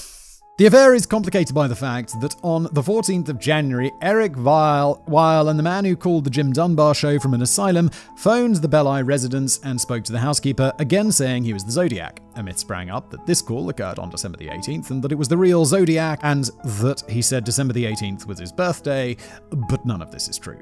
There are a few noteworthy details in the genuine Zodiac letter to Belli. The Zodiac claimed that he might move on to a 9th victim, when a month and a half earlier, he had claimed to have only killed 7. This implies an 8th victim in November or December, or the Zodiac was again inflating his kill count to get the cops scrambling to find one of his uncovered murders. I think this is just him being a narcissist and pretending and inflating his own weird ego. There are 2 main candidates for whom the hypothetical 8th victim could be. Elaine Davis, a missing persons case from December the 1st that was never found, and Leona Roberts, who went missing from her boyfriend's apartment on December the 10th, and her body was dumped next to the Bolinus Lagoon 18 days later. The coroner found that 16-year-old Roberts was kept alive by her abductor for 10 to 14 days and died somewhere between the 20th and the 24th. The coroner ruled that she had died of a viral infection, likely caused by the poor conditions in her imprisonment. Her body was naked, with no proof of sexual interference. That's not to say there definitely was none in the 2 weeks she was a prisoner, though. None of this sounds like the Zodiac. You could conceivably make it fit that the Zodiac wrote the letter on the 20th, possibly the same day Roberts died. Otherwise, the Zodiac could be lying, and one of literally millions of other people in the Bay Area could have been Roberts' abductor. The second interesting detail is that the spelling errors in the Belli letter seem more exaggerated than usual. Yeah, when I read the Belli letter, reading that, I was like, whoa. The first bit of this seems really good, like as if it was written by a regular, intelligent, educated person. And then it goes really bad, and the spelling errors are more egregious than in previous letters. So at first when I was reading that, I was like, this is fake, because he doesn't know about the spelling errors. But then there was one plus symbol, like instead of an and then spelling errors. But then if you were doing that, and you were faking it, you'd be like, oh, damn, I didn't use the bad spelling throughout the whole thing, and you'd redo it, wouldn't you? Are you telling me he didn't know victim wasn't spelled with an O, or that drowning didn't have a second D, or that control doesn't even have 3 O's? With that last mistake, he actually spells control correctly further down the letter. Ooh, that reeks of fakeness, doesn't it? This communication, above all others, seems to indicate that the spelling errors were an affectation, or maybe the Zodiac was just really that bad at proofreading. Then there's the phrase, Happy Christmas, rather than Merry Christmas, which could imply the Zodiac was of British or Commonwealth origin rather than American. Oh yeah, we say Happy Christmas, not Merry Christmas. Happy Christmas! You don't see accidental British spelling of words in the Zodiac letters, and there are a dozen feasible reasons why an American might off the cuff just say Happy Christmas instead. Last I checked, saying happy instead of merry wasn't the equivalent of burning an American flag. A quiet country drive. On March the 22nd, 1970, Kathleen Johns, a 22-year-old woman who was 7 months pregnant and with a 10-month-old daughter, was making those kids are close, was making the long trip from San Bernardino in Southern California to Petaluma, a small town in the North Bay Area. Around 11:15 p.m. on the quiet Highway 132 near Modesto, roughly 90 miles to the southeast of San Francisco, Johns noticed that a car was tailing her. She did not identify the make of the car, but it seemed like it was an American-made car and a bit on the careworn side, estimating it was over 2 years old. It had California plates, and when John slowed down to let the car pass, the driver in the other vehicle began to flash his lights and honk his horn. He then pulled up alongside Johns and shouted that her rear left wheel was wobbling. Johns waited until she'd taken the exit onto the interstate highway before pulling over, rather than stopping on the empty road that she was using in case the man turned out to be a creep. Smart move! Smart move! Johns described the man as around 5'9", 170 pounds, with short dark hair and thick glasses. She pegged his age at around 30. Hello, Zodiac. The man stopped his vehicle behind Johns, got out with a tire iron in hand, and volunteered to tighten the lugs on her wheel. Johns stayed in the driver's seat of the car while the man worked, so she couldn't directly observe what he was doing. When he said he'd finished, Johns thanked him and drove away. Almost immediately, her rear tire fell off. Johns pulled over, got out of the car, and looked at the now empty wheel well. Meanwhile, the man pulled over in front of her car and volunteered to drive Johns to the nearest service station. Uh-oh.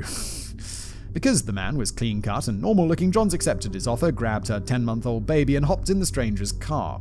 When Johns observed that she had left the keys in the ignition of her car, the stranger got out, grabbed the keys, and put them in his own pocket.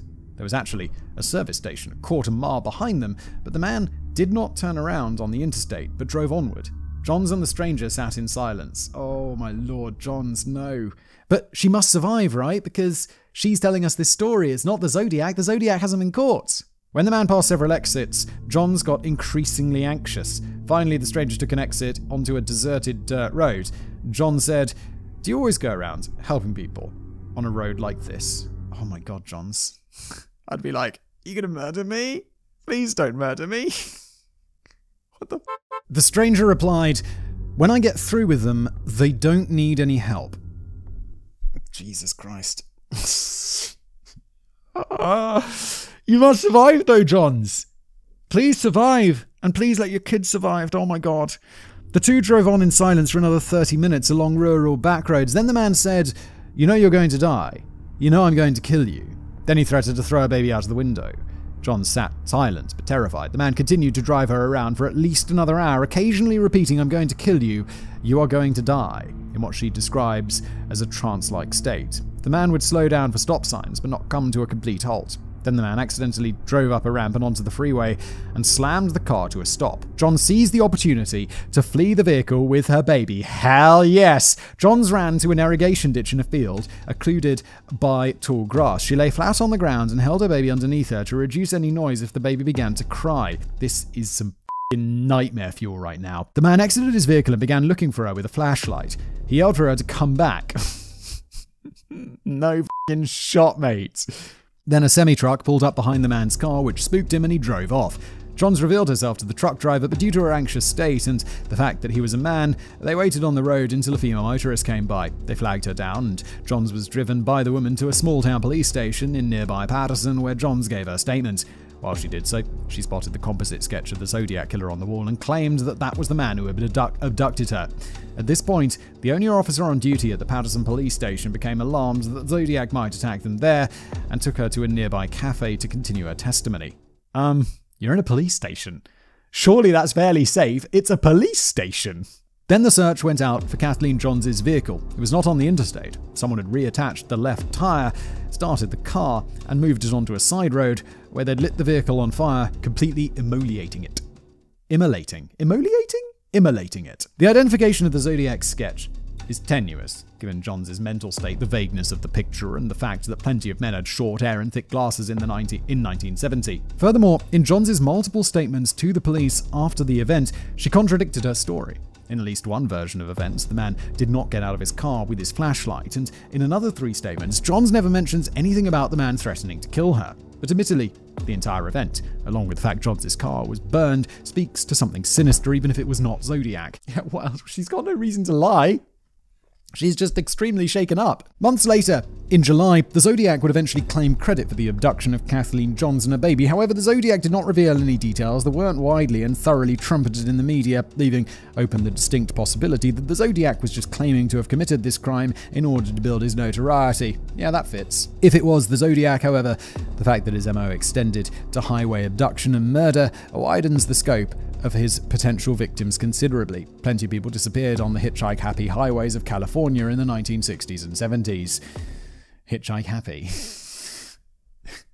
1960s and 70s hitchhiking in California, just, if someone said those words to me, I'd be like, yeah, associate that with murder. Just murder. That's it. On April the 20th, 1970, another Zodiac letter arrived at the San Francisco Chronicle. To quote it, "This is the Zodiac speaking. By the way, have you cracked the last cipher I sent you?" A note from David here. This refers to the one about Melvin Belli, which was only solved in December 2020. So, no, it took another 50 years, Zodiac, you big brain cipherist. It continues, "My name is," and then there follows a 13-character cipher which has never been cracked. "I'm mildly serious," spelt Ceres, "as to how much money you have on my head now. I hope you do not think that I was the one who took out that blue meanie with a bomb at the cop station, even though I had talked about killing school children with one. It just wouldn't do to move in on someone else's territory, but there is more glory in killing a cop than kid," spelt C-I-D. "Really? Because a cop can shoot back. I've killed 10 people to date. It would have been a lot more, except that my bus bomb was a dud. I was swamped by the rain we had a while back." And then the quote ends. "The bombing of the quote-unquote blue meanie was the murder of Sergeant Brian McDonnell and the wounding of 8 other officers with a pipe bomb which detonated on a window ledge at Park Station on February the 16th, 1970. The case has never been solved, but the police, and decades later a grand jury, suspected it was a terrorist attack either by the Weather Underground or the Black Liberation Army. The letter came with another diagram of how Zodiac planned to blow up a school bus. At the bottom of the diagram were the words, "P.S. I hope you have fun trying to figure out who I killed. Zodiac equals 10, SFPD equals 0.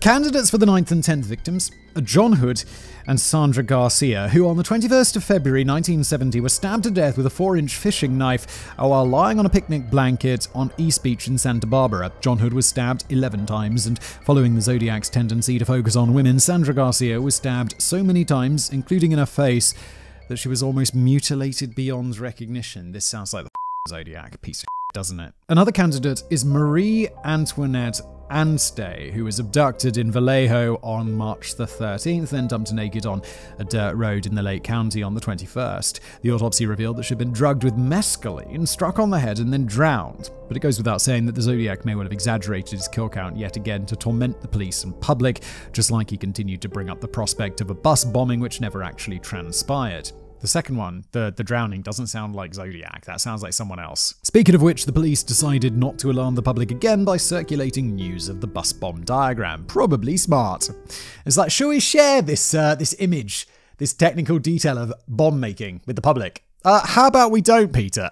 Okay? Accordingly, 8 days later, on April the 28th, 1970, the Chronicle received a greeting card showing 2 cartoon cowboys, one on a donkey, the other on a dragon, with the printed caption being a poorly conceived pun. "Sorry to hear your ass is a dragon." Next to this, the Zodiac had written, quote, "I hope you enjoy yourselves when I have my blast. P.S. on back," and then on the back it read, "If you don't want me to have this blast, you must do 2 things. 1, tell everyone about the bus bomb with all the details. 2, I would like to see some nice Zodiac buttons wandering about town. Everyone else has these little buttons like peace, black power, Melvin eats blubber, etc. Well, it would cheer me up considerably if I saw a lot of people wearing my button. Please no nasty ones like Melvin's. Thank you." What? You want people to wear like tiny little badges? What are you up to? The Melvin eats blubber thing is a reference to a bizarre fad, a joke pin invented by Irwin Weisfield, which read, "Melvin eats blubber," a niche reference to Herman Melville, the author of Moby Dick. Oh yeah, there you go. Okay. The Zodiac apparently changed it to Melvin in order to insult the somewhat portly Melvin Belli. In the event, nobody manufactured Zodiac buttons, and the public did not make their own. Meanwhile, it seemed that the Zodiac, always an attention-seeking narcissist, was frustrated that his latest bomb threat had been suppressed in response to the greeting card. Police held a press conference claiming that they were only disclosing the information about the bomb threat to avoid retaliation, but that they clearly wouldn't be printing the diagram and that they no longer found the Zodiac's bomb threat to be very credible. Yeah, the thing is, like earlier we discussed it, it's like, well, that's actually quite an accurate diagram of how to make a bomb, something you shouldn't release to the public because, you know, wannabe bomb makers. This is also the 1970s. You can't just go to Google and... What happens if you type into Google how to make a bomb? I'm not going to do it because I don't want to be on any lists. But what happens if you actually do that? Does it tell you how to make a bomb, or is Google like, whoa, steady on. Steady on there. Don't be doing that. How to construct a pipe bomb. WikiHow, with helpful diagrams. On June the 26th, 1970, the San Francisco Chronicle received another letter. To quote it, "This is the Zodiac speaking. I've become very upset with the people of the San Fran Bay Area. They have not complied with my wishes for them to wear some nice Zodiac buttons. I promised to punish them if they didn't comply, annihilating a full school bus. But now, school is out for the summer, so I punish them in another way. I've shot a man in a parked car with a .38, Zodiac 12, SFPD 0. This is likely a reference to the murder of Police Sergeant Richard Raddatich on June the 9th, 1970, when he was shot 3 times by a .38 through the window of his patrol car while he was writing up a parking ticket on Wallace Street in San Francisco. Although police issued an arrest warrant for a suspect at the time, the case has never actually been solved. If the Zodiac was lying about having committed this murder only a week after it happened, it was a pretty ballsy gamble that nobody would be arrested and convicted of the crime, since that would have utterly destroyed the credibility of Zodiac's ever-inflating kill count. This is the only strong, logical argument linking Zodiac to the Raddatich murder. The Zodiac did not reveal any information in the letter that couldn't have gleaned from a newspaper. The letter also came with a map and a new cipher. As the letter explained, to quote, "The map coupled with this code will tell you where the bomb is set. You have until next fall to dig it up." That's extremely risky. Like, you just leaving a bomb buried somewhere for the whole summer, expecting a homemade bomb, expecting that it's still going to be functional. There's rain and humidity, and things are going to go wrong. The 32-character cipher at the bottom of the letter has never been solved. Meanwhile, the enclosed map was of the San Francisco Bay Area, with the Zodiac crosshairs targeting Mount Diablo east of Berkeley, and with some directions of how to adjust a compass relative to magnetic north. No bomb exploded in the autumn of 1970, and no such device was ever found. It seems pretty clear now, in retrospect, that with all the bomb threats, the Zodiac was full of shit and just trying to frighten people. The ever-mounting kill count, on the other hand, is a bit more of a vexed question. On July the 24th, 1970, the San Francisco Chronicle received another letter. To quote it, "This is the Zodiac speaking. I'm rather unhappy because you people will not wear some nice Zodiac buttons. So I now have a little list, starting with the woman and her baby that I gave a rather interesting ride for a couple of hours one evening a few months back that ended in my burning their car where I found them." Nothing, the quote ends, "Nothing in this letter reveals information that was not already circulated in the press, and there is the slight inaccuracy about burning the car where I found them, since the car was moved." I feel like Zodiac's taking credit for a bunch of stuff that he didn't do. And if you want people to believe you did this stuff, you need to get the details right. And you need to include details that aren't public. It's like basic crime stuff. Everyone knows this. 2 days later, on July the 26th, the Chronicle received yet another letter, increasingly desperate, pathetic, and deranged in tone. To quote it, "This is the Zodiac speaking. Being that you will not wear some nice Zodiac buttons, how about wearing some nasty Zodiac buttons? Or any type of Zodiac buttons that you can think up. If you do not wear any type of Zodiac buttons, I shall, on top of everything else, torture all 13 of my slaves that I have waiting for me in paradise. Some I shall tow over anthills and watch them scream, twitch, and squirm. Others shall have pine splinters driven under their nails and then burned. Others shall be placed in cages, fed salt beef until they're gorged, and then I shall listen to their pleas for water, and I shall laugh at them." This is incredibly specific and bizarre. And it's like, wait, you've been threatening real people so far, but now you're threatening people who are already dead. It's like, oh no, we got to take him seriously now. He's threatening to torture people in his weird made-up version of heaven. What the Zodiac, what are you smoking? The quote continues, "Others will hang by their thumbs and burn in the sun. Then I will rub them down with deep heat to warm them up. Others I shall skin them alive and then let them run around screaming. And all billiard players, I shall have them play in a darkened dungeon, all with crooked cues and twisted shoes." What are you talking about? Why are you now talking suddenly about billiard players playing with crooked cues? It sounds like some sort of bizarre dream you've had and you've decided to share it with the police. "Yes, I shall have some great fun inflicting the most delicious of pain to my slaves. Zodiac 13, SFPD 0. As someday it may happen that a victim must be found, I've got a little list of society offenders who might well be underground, who would never be missed, There is the pestilential nuisances who write autographs, all people who have flabby hands and irritating laughs, all children who are up in dates and implore you with implant, all people who are shaking hands shake hands like that, and all third persons who are unspoiling take those who insist that none of them be missed." That none of them be missed.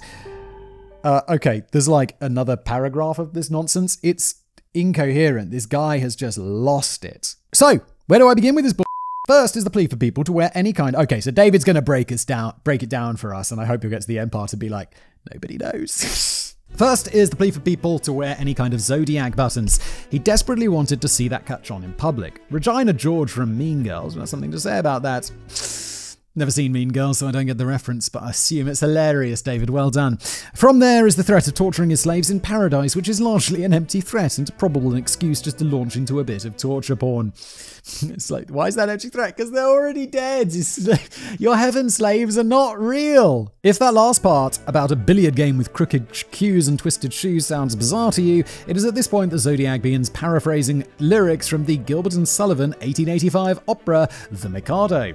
Same goes for the long quasi-incoherent section about having a little list of people who won't be missed. These again were lyrics the Zodiac altered from The Mikado. The alteration of the lyrics doesn't really land very well, but it is clear the Zodiac thought he was being clever, which might be grist to the mill of the theory that the Zodiac wasn't all that bright. But ultimately, now seems like a good time to submit the hypothesis that perhaps the Zodiac wrote his letters while intoxicated.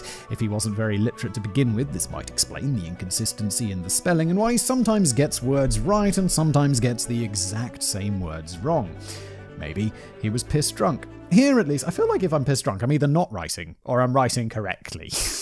I'm not going to suddenly forget how to spell like a basic word like kid. I'm going to spell it C-I-D just because I'm super drunk. It's like, no, I'm either not writing or I'm writing it correctly. Is that just me drunk? Here, at least, is an alternative to the more commonly expressed idea that the Zodiac was doing it deliberately as a misdirection or simply because he enjoyed doing it. Either way, there is something immensely childish about the Zodiac. Otherwise of note is the fact that the Zodiac has upped his kill count to 13 and 2 giant Zodiac emblems were drawn on 2 separate pages of the letter.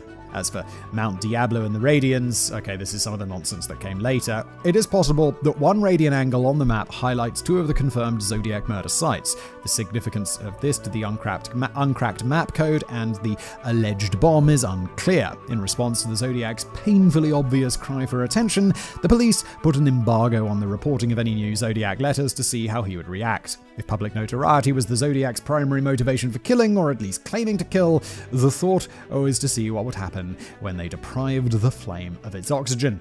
The response was 2 months of dead silence. I was going to say that seems like a rather good idea, doesn't it?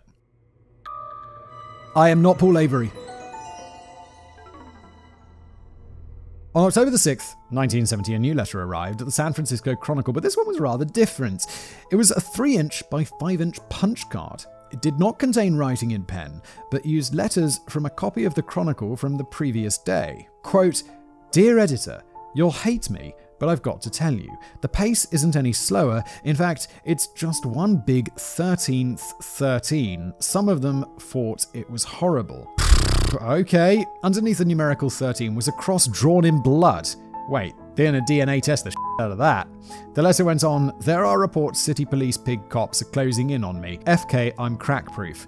What is the price tag now?" It was signed Zodiac, again using a printed extract from the paper, and a Zodiac emblem was made with scotch tape. 13 punch holes were made in the card. Police considered the Zodiac letter to be genuine for 2 days, but later filed it as a copycat letter. In favor of it being a genuine Zodiac letter was the fact that it boasted 13 kills, which had not been circulated by the media. But then again, the last publicized letter was already at 12, and so 13 was the obvious logical progression for a copycat. Counting against the letter being genuine is the fact that it used letters from the newspaper, making it impossible to match the handwriting to previous letters, and also that it opened "Dear Editor" and not "This is Zodiac speaking," as had increasingly become customary. And there was a notable paucity of spelling mistakes in the thing. But then again, there is no reason why Zodiac cannot engage in little arts and crafts by using letters from a paper. There was nothing written in the stars that decreed the Zodiac always had to open with his usual greeting. And the spelling errors may have been cut down by the use of typed letters. No, I think this is a copycat letter. I think you got to start with the position that it's fake until it's proved real, and this one seems pretty obviously fake. On October the 27th, 1970, a letter arrived at the San Francisco Chronicle addressed to resident crime columnist Paul Avery. He had covered the Zodiac extensively since the beginning and had written some rather unflattering things about the Zodiac. On the envelope of the letter, his name was misspelled as Paul Averly, Also on the envelope was a Z and a new symbol that looked like a zigzag with an F on the end, surrounded by 4 dots. People have speculated that this is everything from a meteorological symbol to a Native American symbol to something associated with construction engineering. Sounds like people are guessing. Inside the envelope was a Halloween greeting card manufactured by Gibson Card Company. It had been significantly altered. The original card had a friendly-looking skeleton on the front with the caption, "From your secret pal, I feel it in my bones, you ache to know my name, and so I'll clue you in." And then opening the original card had the caption, "But why spoil the game? Happy Halloween." God, greetings cards are weird and very specific, aren't they? So this is to send to someone anonymously on Halloween. Okay then, I didn't even know Halloween cards were a thing. On the front of the card, the Zodiac had pasted a picture of a pumpkin over top the crotch/pelvis of the friendly-looking cartoon skeleton. Inside the card, the Zodiac had pasted a picture of a decidedly less friendly-looking cartoon skeleton. He also pasted in a dozen cartoon eyes with eyelashes staring at the skeleton. In white ink on the card's dark background, it also written the words, "Boo, peekaboo, you are doomed," and 14. The latter of which the police took to mean either Zodiac was claiming another victim or he intended to make Paul Avery his 14th kill. Also written in white ink was the new zigzag symbol, followed by a Z, followed by the usual Zodiac emblem. On the back of the card was written the words "Paradise" and "Slaves," arranged into a cross with the 2 words sharing an A. In the 4 spaces around the cross were written the words "By far, by gun, by knife, by rope." 4 of the Zodiac's confirmed kills were murder by gun. Only one, Cecilia Shepherd by Lake Berryessa, was murdered by knife. That leaves implied murders by fire and rope. None of the quote-unquote candidates for the increased kill count that we listed previously were murdered by either fire or rope. This implies a few things. 1, that these candidate murders were not done by the Zodiac. 2, that the Zodiac was inflating his kill count, but hadn't murdered anyone since the taxi driver Paul Stein. Or alternatively, 3, the Zodiac had killed people that we haven't covered yet, or had killed people who had thus far gone completely undiscovered by investigators. One of the kills Zodiac explicitly claimed, Sergeant Paul Raditich, died by gun, so he is not a conflict in that regard. Inside the envelope was a separate piece of paper on which the Zodiac had written the phrase, "Sorry, no cipher," twice, and arranged the 2 sentences to the shape of an X. After 4 months of no publicity for his letters, the Zodiac tactic of writing a journalist paid off. The Halloween card was a front-page story. Meanwhile, Paul Avery was issued a license to carry a .38 revolver for his own protection by the chief of police. Although the nice Zodiac buttons never caught on, journalists began wearing a lapel pin that read, "I am not Paul Avery," including Avery himself. Due to his burst of national press coverage, a week later, Paul Avery received an anonymous letter postmarked from Southern California. Quote, "Please forward the contents of this letter to detective in charge of the Zodiac murder case. I hope this information will also help you, as we both would like to see this case solved. As for myself, I wish to remain anonymous, and I know that you will understand why. A few years ago in Riverside, California, a young girl was murdered, just about, I believe, on Halloween evening." I could write a much longer letter, citing the similarities between the Zodiac's case and this murder which occurred in Riverside, but if the police department cannot see said comparative similarities between these 2 cases, then I will take a slow boat to China, even if these crimes were committed by 2 different people. I think after all the facts are studied regarding both these cases, if the police have not already investigated these possibilities and are not already aware of the Riverside case, then even so, perhaps they should look at it. Letters to newspapers, similar erratic printing, find out about these 2 different cases. Give Captain Cross a call on the phone. He knows that I do not quit. Mr. Avery, I will give you a call in the near future. Please look into this case. The Riverside police have a wealth of information, so does San Francisco. Let us hope they're not too proud to work together. And if they already are, let us hope there has been an exchange of information." That's where the quote ends, the letter ends. You know what my gut tells me? This was written by Zodiac, but like Zodiac not pretending to be dumb. It's just got that same cadence, somehow. Paul Avery phoned Captain Owen Cross of the Riverside PD, who said that this tipster, who has been identified and whose handwriting does not match that of the Zodiac, okay, never mind, I was totally wrong, has been pestering him, insisting the Zodiac murdered a girl in Riverside back in 1966. Unusually, the police captain volunteered to give Avery all the information on the case, which was something of a breach of protocol. The victim's name was Cherry Jo Bates, and to this date she remains a suspected, albeit disputed, victim of the Zodiac. A murder in Riverside. Here are the facts as we now know them. Cherry Jo Bates was an 18-year-old student at Riverside City College in Southern California, about 50 miles from downtown Los Angeles. On the afternoon of October the 30th, 1966, she made plans to go to the library at Riverside City College to study. At 3:45 p.m. in the afternoon, she phoned a friend and asked if she would like to come with her, but the friend refused. Bates left her home between 4:30 and 5 p.m. because some friends drove past the house at 4:30 and saw her green VW Beetle store parked there, and when her father arrived home at 5 p.m., he saw a note on the fridge saying she'd gone to the library. At 5:30 p.m., telephoning from an unknown location, Bates contacted a co-worker at Riverside National Bank to inquire whether the co-worker had seen a term paper bibliography that Bates had misplaced. At 6:10 p.m., one of Cherry Jo's friends saw her driving toward the RCC library, and this testimony is corroborated by an Air Force man who lived near the library and who also saw her. We know Cherry Jo Bates made it into the library because 3 books on the Electoral College were found in her car, having been checked out that evening. It is estimated that Bates was in the library studying for approximately 3 hours that evening. When she was in the library, her presumed murderer sabotaged her car by removing the distributor coil, the condenser, and disconnecting the middle distributor wire from the Beetle's engine. Police found greasy palm prints on the Beetle that were later determined not to belong to Cherry Jo or her friends and relatives. The library closed at 9 p.m, and Cherry Jo Bates must have left shortly thereafter and found that she was not able to start her car. There is now an hour which is unaccounted for. Witnesses living nearby testified that they had heard screams somewhere between 10:15 and 10:45 p.m. that night. Either Cherry Jo left the library long after closing or went somewhere else on campus before returning to her car, or she spoke with her own killer for the better part of an hour, which implies that she knew who it was. At any rate, it is speculated that when her car wouldn't start, the murderer offered her a lift in his own vehicle in order to lure Bates 75 yards away from the parking lot down an unlit gravel path. It's here that the attack occurred. Despite only being 5'3" and 110 pounds, Cherry Jo Bates put up tremendous resistance. As demonstrated by skin and hair samples under her fingernails, she likely managed to scratch the murderer's arms and face and tear off his wristwatch, which was later found at the scene. In turn, Bates sustained multiple lacerations on her cheek, upper lip, hands and arms as she attempted to defend herself. She was then stabbed twice in the chest with a short 3.5-inch blade. As she lay on the ground and was kicked repeatedly in the head, and then slashed 3 times in the neck, severing her jugular vein and her larynx. The cuts were so deep that the blows nearly decapitated her. As she lay face down on the ground, the murderer stabbed her again in the left shoulder blade.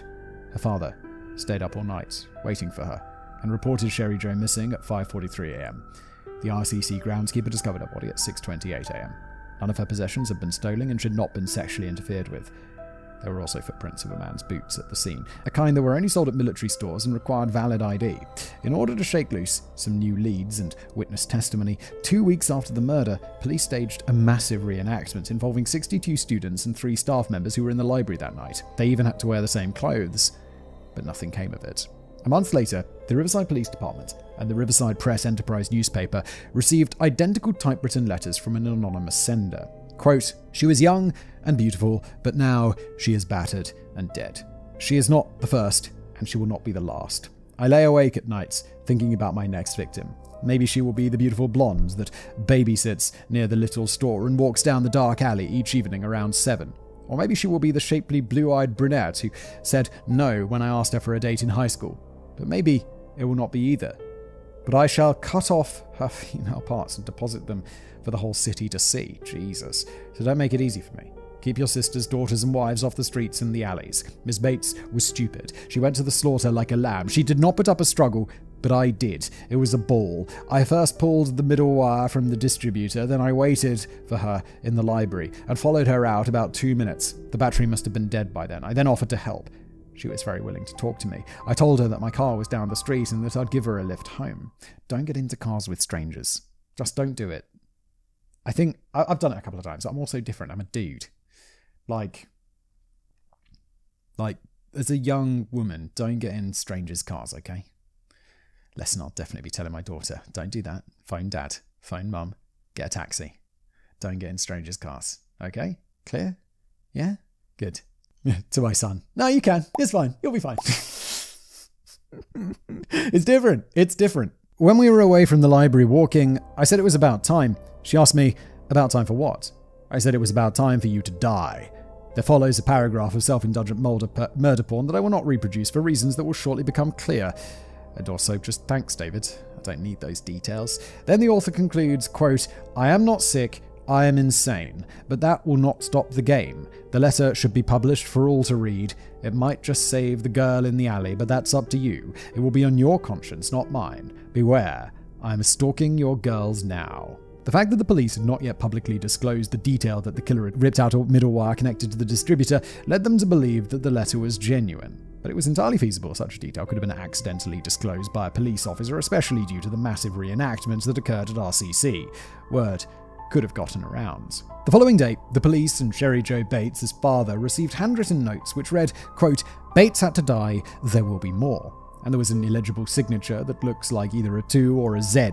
In April 1967, a custodian discovered a desk that had been in the library of the night the Bates' murder, into which was carved the following poem: "Sick of living, unwilling to die, cut, clean, if read, clean, blood spurting, dripping, spilling, all over a new dress." Oh well, it was read anyway. Life draining into an uncertain death. She won't die this time. Someone will find her.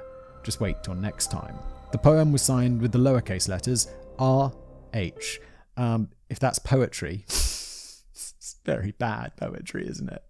Much has been made over the murder of Sherry Jo Bates in connection with the Zodiac over the years. The most prominent connection is the sending of taunting, macabre letters to the police and to the press. Then there's the military depot boots, just like at Lake Berryessa.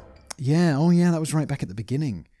Very specific, isn't it? Like, why would you... It's like, just use the most generic shoes you have. There is also the use of the term game, like in the first Zodiac cipher, referencing the film The Most Dangerous Game. People also flag up the use of a knife, since one was also used at Lake Berryessa. But the use of a knife to commit murder is hardly the sole province of the Zodiac, who used a gun most of the time anyway. Here's the problem. In 2016, a man anonymously contacted the Riverside Police Department, claiming that all the letters sent after the Bates murder were written by him as a sick joke when he was a troubled teenager. In 2020, the Riverside PD used DNA analysis from saliva found on the stamps of the letters and genealogy to identify the anonymous man. According to the police, the unidentified man was investigated and ruled out as being able to commit the Riverside murder or Zodiac murders in Northern California. I love that genealogy. 2020, they're figuring this out. It's like, hey, that's going to catch up with you now. You sent those letters when you were a child. I mean, it must be way past the statute of limitations. And like, what are you going to do? Prosecute a teenager for a joke he made 50 years ago? But it's like, catches up with you, doesn't it, on this one? Jesus, genealogy websites. What was the one they caught? They caught that dude. Was it the Golden State Killer? They caught with the genealogy things. Cool, to be honest. But also, 1984, scary, isn't it? They had a prime suspect of their own shortly after Bates' murder. A spurned love interest and police suspicion about this man lasted for years. But even then, DNA analysis of the skin and hair found under Bates' fingernails did not match Riverside's prime suspect either. All the DNA analysis did uncover is that the killer was a Caucasian male, and so her murder remains unsolved. Many people's theories include Sherry Jo Bates as an early Zodiac victim. But without the letters being genuine, there are no substantial links to the Zodiac's MO. Without the letters, the desk carving also remains just a sick poem and entirely circumstantial. Not that Paul Avery, the police, or the public knew the letters were fake at the time. It was only half a century later that we received confirmation that the death of Sherry Jo likely had nothing whatsoever to do with the Zodiac. Oh, we've got something solved in this case. I like that. Like, so far it's just mystery, and it's called the Zodiac Killer, so we know he didn't get caught.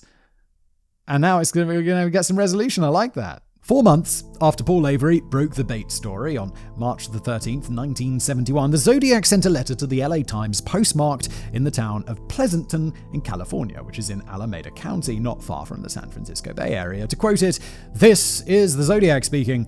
Like I've always said, I'm crack-proof. If the blue meanies are ever going to catch me, they best get off their fat asses and do something, because the longer they fiddle and fart around, the more slaves I will collect for my afterlife. I do have to give them credit for stumbling across my Riverside activity, but they are only finding the easy ones. There are a hell of a lot more down there. The reason that I'm writing to the Times is this. They don't bury me on the back pages like some of the others. SFPD 0, Zodiac 17+. Quote ends.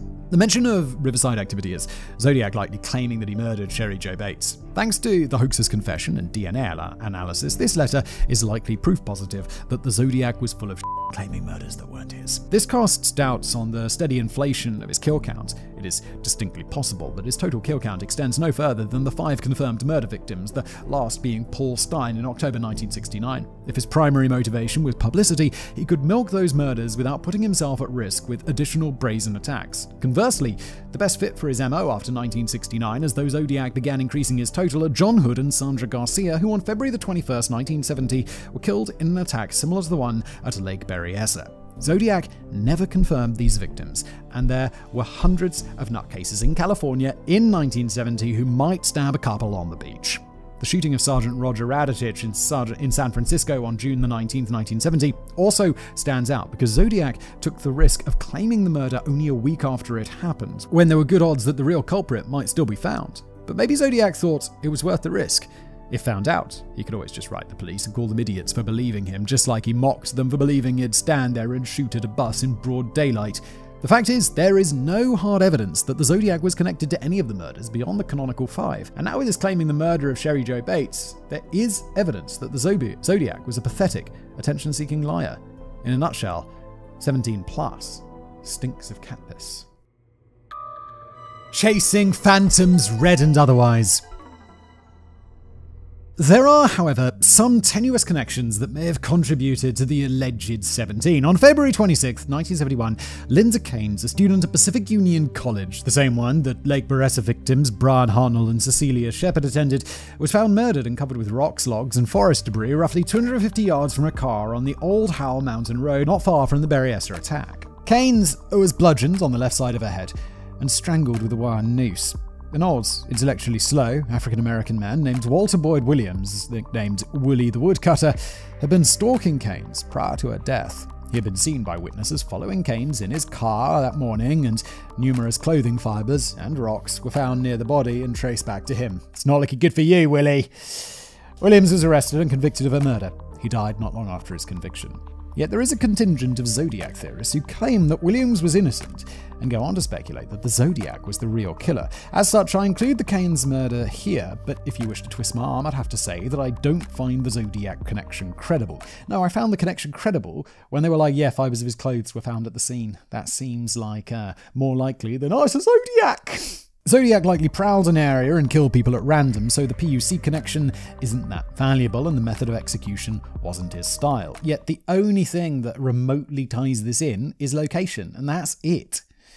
In a similar vein, on March the 22nd, 1971, 9 days after Zodiac's last communication, a 4-cent postcard was sent to the San Francisco Chronicle. On the front was a picture of Forest Pines, a condominium village near Lake Tahoe, all the way east in the state of Utah. Pasted on the picture were words and phrases cut out from various magazines and newspapers to form the phrases Sierra Club, Around in the Snow, Peek Through the Pines, Past Lake Tahoe Areas, and Sought Victim 12. Does this make any sense? It feels just like now he's like blabbering nonsense. He does seem a little bit not there, right? Like some of the stuff is truly crazy, like the slaves in heaven and then the ranting in the letters and such. In the lower right-hand corner was a Zodiac emblem drawn in pen. On the back of the card were clippings of the mastheads of the LA Times, the SF Examiner, and the SF Chronicle, pasted in the address section. In the top left-hand column were the words Zodiac, and below it another Zodiac emblem. At the bottom of the back of the card were the words Attorney Paul Avery equals Chronicle.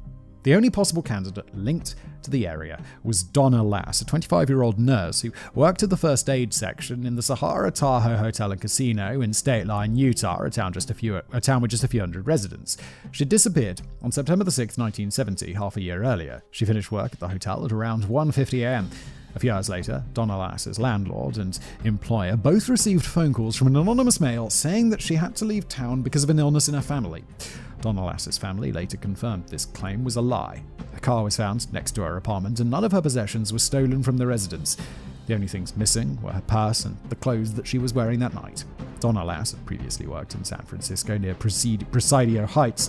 At the time, cab driver Paul Stein was murdered there. That was the only tenuous link that she had with the Zodiac. It's super tenuous. You can't just be like, oh yeah, anything in that area remotely like that. Zodiac, baby. You can't. It's just, these are not connected. And if they are, it would be more surprising than if they aren't. She moved to Lake Tahoe in June 1970, and if Zodiac knew her, he might have followed her down there. Indeed, if the killer had phoned her landlord and employer, she must have to some extent been known to him. Donna Lass's body has never been found. By my own estimation, there are a few problems with the postcard allegedly sent by the Zodiac. First, it says victim number 12. Donna Lass disappeared on September 6, 1970, but in his letter on the 26th of July, the Zodiac was already boasting 13 victims, and he went into some ludicrous detail about how he was going to torture them in the afterlife if people didn't wear Zodiac buttons. He does seem to be off his rocker, right? The Zodiac claimed his 12th victim on June 26, 1970, long before Donna Lass disappeared, and heavily implied that victim was Sergeant Richard Raditich. The Lake Tahoe card just does not fit. Furthermore, I noticed that the Zodiac emblem on the back of the card is drawn incorrectly, with the crosshairs not entering the circle to make the crucifix, but remaining on the outside. This mistake had never been made in any of the confirmed Zodiac letters. And although the killer addressed the postcard to quote-unquote Paul Avery, echoing the typo on the Halloween card, given the press coverage of the event, the Zodiac had plenty of opportunity in the subsequent 5 months to learn the man's name was Paul Avery. The recent typo could be Zodiac, including a possible misspelling affectation, but just as easily, it could have been an attempt at authenticity by a hoaxer. Yeah, I'm not particularly convinced by this. It seems like this is just covered in mystery, because you've got the Zodiac who's pretending to kill people, and then you've got people pretending to be the Zodiac. Meanwhile, the probable real killers are just out there or in prison. It's like an episode filled with misinformation from all sides. Additionally, looking at the back of the card, I noticed that while some definite effort was made to copy the handwriting of the word Zodiac, the capital A's in at and Averly do not match the genuine Zodiac's handwriting. Also, there is a mistake in the writing of the word Chronicle, where the letter L is written over a K, as if the author originally misspelled the name. However, the real Zodiac never misspelled the name of the paper before, and it was his constant obsession to write that newspaper in particular for the better part of 2 years now. Moreover, the f***ing masthead of the paper is glued right above it. This seems like another attempt to mimic Zodiac's propensity for typos in what few words the hoaxer actually wrote on the back of the card. I would say, David, that you're bang on with that assessment. Which is the final point. The hoaxer used paper clippings to minimize the amount of writing that it'd have to do. Given the killer likely phoned a false flag into Lass's work and to her landlord to buy himself some time to clean up his tracks, it is likely that Donna Lass was known to the killer locally in State Line, Utah, and it seems highly probable that the killer simply sent the postcard to misdirect police toward the Zodiac, even though the real Zodiac had never struck outside of California before. This place is a bit of a stretch, isn't it? Did this person ever get caught? Because that's quite dumb. I feel like you're just increasing the amount of evidence against you. If you've done that, just disappear. Or just continue with your normal life. Don't be like, I'm going to pin this on the Zodiac. Don't do that. You're just going to invite trouble. You can't do a copycat killing in some other state really far away in a different manner, okay? This places the Zodiac's last genuine letter on March the 13th, 1971, when he claimed to have killed Cherry Joe Bates. After that date, nobody heard a peep from the Zodiac for a long time. The only possible development of interest was over a year later, on April the 70th, 1972. At 9 p.m. in Tamalpais Valley, in the Bay Area, not far from the Golden Gate Bridge, 33-year-old Isabel Watson had just got off on her bus and was walking up the road. There was nobody else on the street. A man driving a white Chevrolet swerved at Watson and nearly hit her. A man perfectly fitting the Zodiac's description, from his height to weight to age to thick glasses, got out of the Chevy and apologized, offering to drive Isabel Watson home. She refused. Good choice, Isabel. The man insisted, and Watson refused again. Second good choice. At that point, the man attacked Watson, stabbing her multiple times in the back with a short knife. Watson's screams alerted the people in the nearby houses, and the man fled the scene. Isabel Watson was rushed to hospital for treatment and made a full recovery. The attacker was the only potential development in the Zodiac case in 13 months, and then there was nothing, absolutely nothing, for the rest of 1972 and the whole of 1973. Then, a letter arrived at the Chronicle on January the 30th, 1974, nearly 3 years since the last confirmed Zodiac communication. To quote it, "I saw and think The Exorcist was the best satirical comedy that I've ever seen. Signed, yours truly." He plunged himself into the billowy wave, and an echo arose from the suicide's grave. Tip willow, tip willow, tip willow. Apparently, David says to me, this is more stuff from the Gilbert and Sullivan opera, The Mikado. P.S. If I do not see this note in your paper, I will do something nasty, which you know I'm capable of doing. And the quote ends. At the bottom of the letter was a strange, disjointed symbol that looked vaguely like ink splotches on a Rorschach test. Below that was written, quote, me, 37, SFPD 0.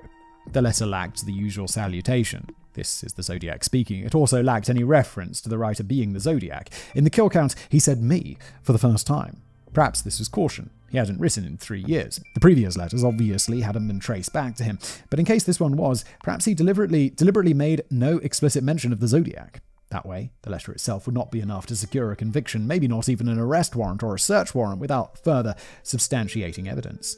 However, the Mikado reference, the threat about not publishing, and the kill score all made it clear who it was, and the handwriting in the Exorcist letter matches previous Zodiac communications. I'll leave it to my own judgment whether you find the 37 kill count credible. I don't. We know he lied about some, and it just seems like he's desperate for attention after not getting any for a couple of years. Certainly an additional 20 people could be killed in 3 years. That's a massive list of candidates for the murders. The timeline is broad and California murders are plentiful. But none really leap out as having the Zodiac's MO. It is possible the Zodiac was just too good at covering up his crimes and was no longer announcing them like he threatened back in 1969, or what is more likely is the number is utter and the Zodiac had long since gone to ground. There are, however, a few murders in addition to Sherry Joe Bates that predate the killer's quote-unquote public debut in 1968 and fit his MO. On April the 10th, 1962, 22-year-old cab driver Ray Davis was killed in a way similar to Paul Stein, with 2 shots from behind in Oceanside in Southern California. What is notable is the local cops received a phone call from a man the day before taunting them about a crime that he was planning, and then a few days later he called again, providing them with details of the murder and threatening to kill a bus driver next. It sounds vaguely like the Zodiac's MO, but it could just as easily be another nutcase. On June the 4th, 1963, someone shot high school students Robert Dominguez and Linda Edward in Santa Barbara County, first attempting to tie them up and then shooting them as they tried to flee. This also echoes the Zodiac's MO. However, in addition, the killer took the bodies to a nearby shack and attempted to burn it down, which does not match. On February the 5th, 1964, teenage newlyweds John and Joyce Swindle were shot by a sniper on a beach in San Diego, with the killer stealing John Swindle's wallet. Aside from the attack on the couple on the beach, this doesn't really fit with the Zodiac's MO. These are just crimes. They're just crimes that are probably not attached to the Zodiac. Why are people making an effort to attach these to the Zodiac? It's before. He could have looked at those crimes for inspiration. There's no indication that they were really his. And there's usually something that really says they weren't. This feels like conspiracy theory. It's like, don't assume too much. Wait, you need some evidence, you know?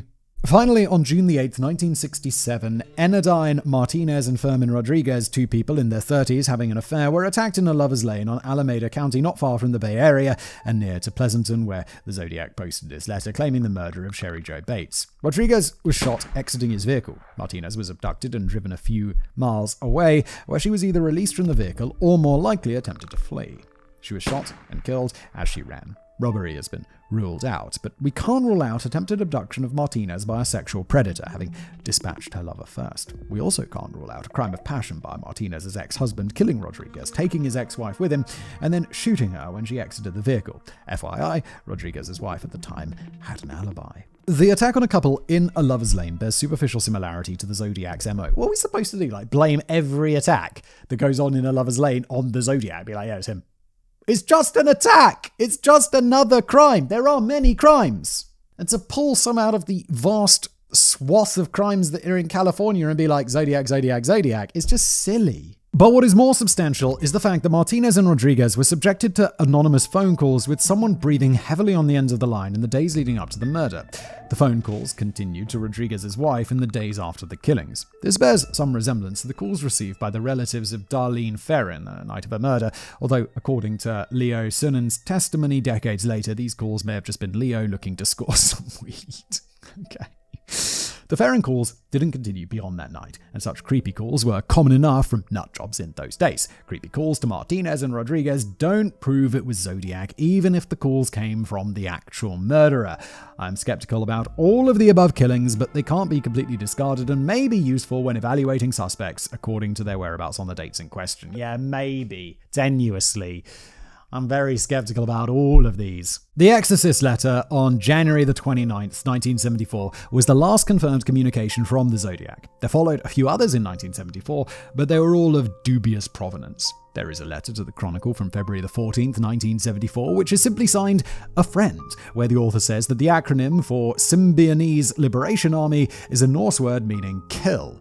Vaguely sinister, but there are plenty of weirdos out there, and according to experts in handwriting, this is likely not a match, save a few amateur sleuths who would dispute this analysis. And then there's the May the 8th, 1974 letter to the Chronicle, signed A Citizen, complaining about the paper running ads for the movie Badlands, which the author says glorifies murder. The handwriting is a possible match for the Zodiacs.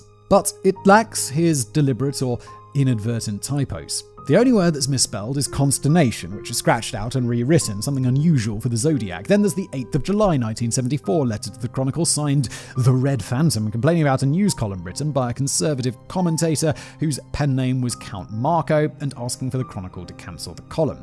Once again, there are similarities in the handwriting, but no typos, and a curious final line, quote, "Since the Count can write anonymously, so can I. The Red Phantom, red with rage."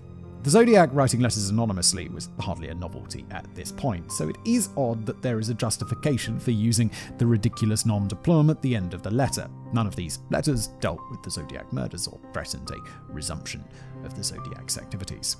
In 1975, Dave Toschi, chief investigator of the murder of Paul Stein in San Francisco, wrote anonymous letters to the Chronicle posing as a fan of his, complimenting his police work. Something of a vain, egotistical person obsessed with publicity and swanning about in oversized bow ties and garish 1970s suits, Toschi did this to drum up more public attention for himself. But the stunts also implicated him in a letter sent to KHJ-TV in Los Angeles on May 2nd, 1978, in which the letter's author claimed to be the Zodiac, announced he was coming to LA, and threatened to kill the chief of police, the ex-chief of police, and singer Pat Boone, former Black Panther leader Eldridge Cleaver, and somehow Susan Atkins, formerly of the Manson family, who was serving a life sentence at the Central California Women's Facility in Chowchilla. This is just crazy. What is going on? 3 experts claimed the letter's handwriting was not a match for the Zodiac. If you look at it, it's pretty obvious, and it lacks the signature typo, so this is not related.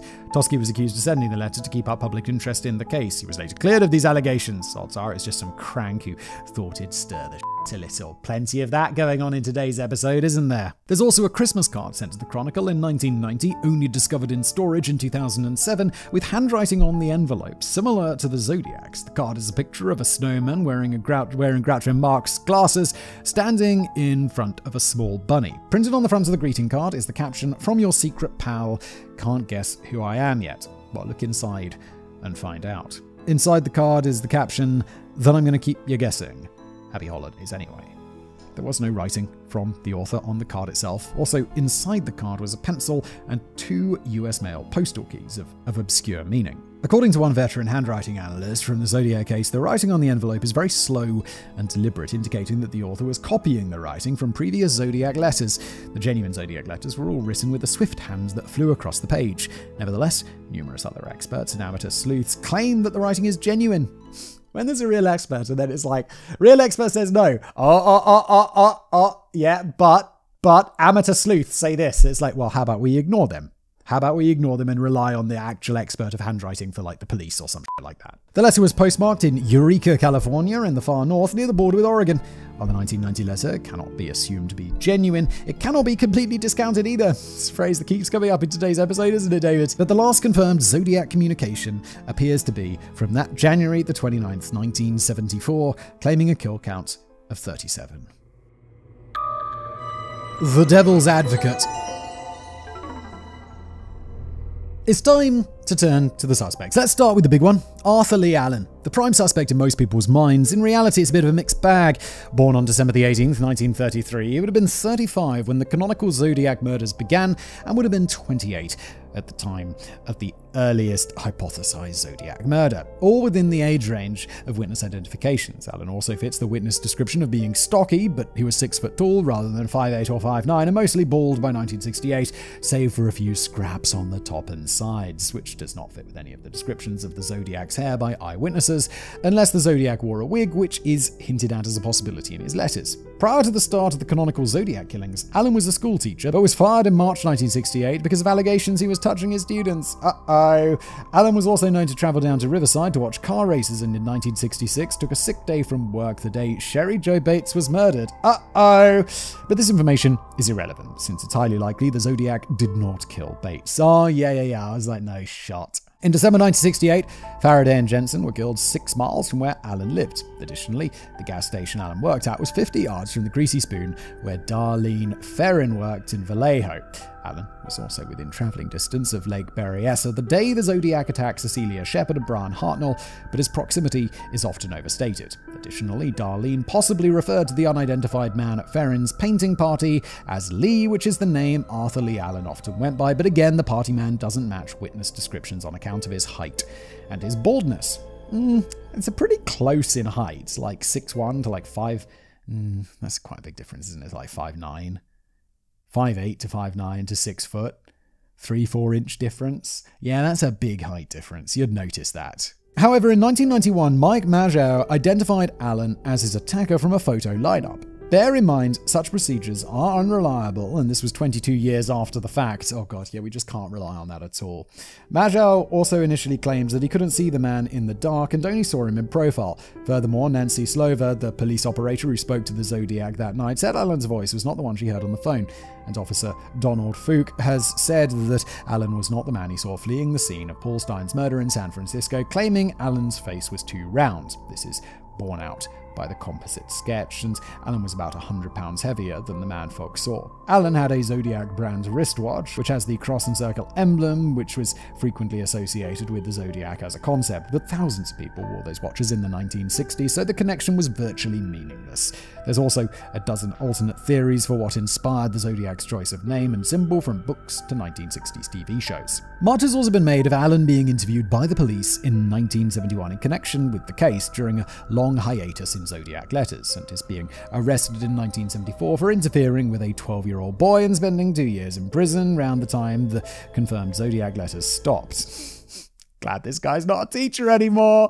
But the gaps between the pauses in letters and these events are measured in months. The letters following the Bates murder in 1966 were written on the same brand of typewriter that Alan owns, but recent DNA evidence has established that these letters were written by a hoaxer. Alan's sister-in-law claimed that Alan once misspelled Christmas with an extra S, just like the Zodiac. Again, circumstantial, and the claims Alan regularly misspelt words in correspondence for fun are baseless. Also, Alan's handwriting does not match the Zodiac's using either hand. He was subjected to rigorous testing under police warrant. Every single handwriting expert who worked on the Zodiac case, save one, has concurred. The one who dissented, Terry Pascoe, only said that an altered state of consciousness may have changed Alan's writing. Subsequently, Pascoe also determined that there was no way Alan's handwriting was a match. Okay, so all of the experts are like, it's not this guy.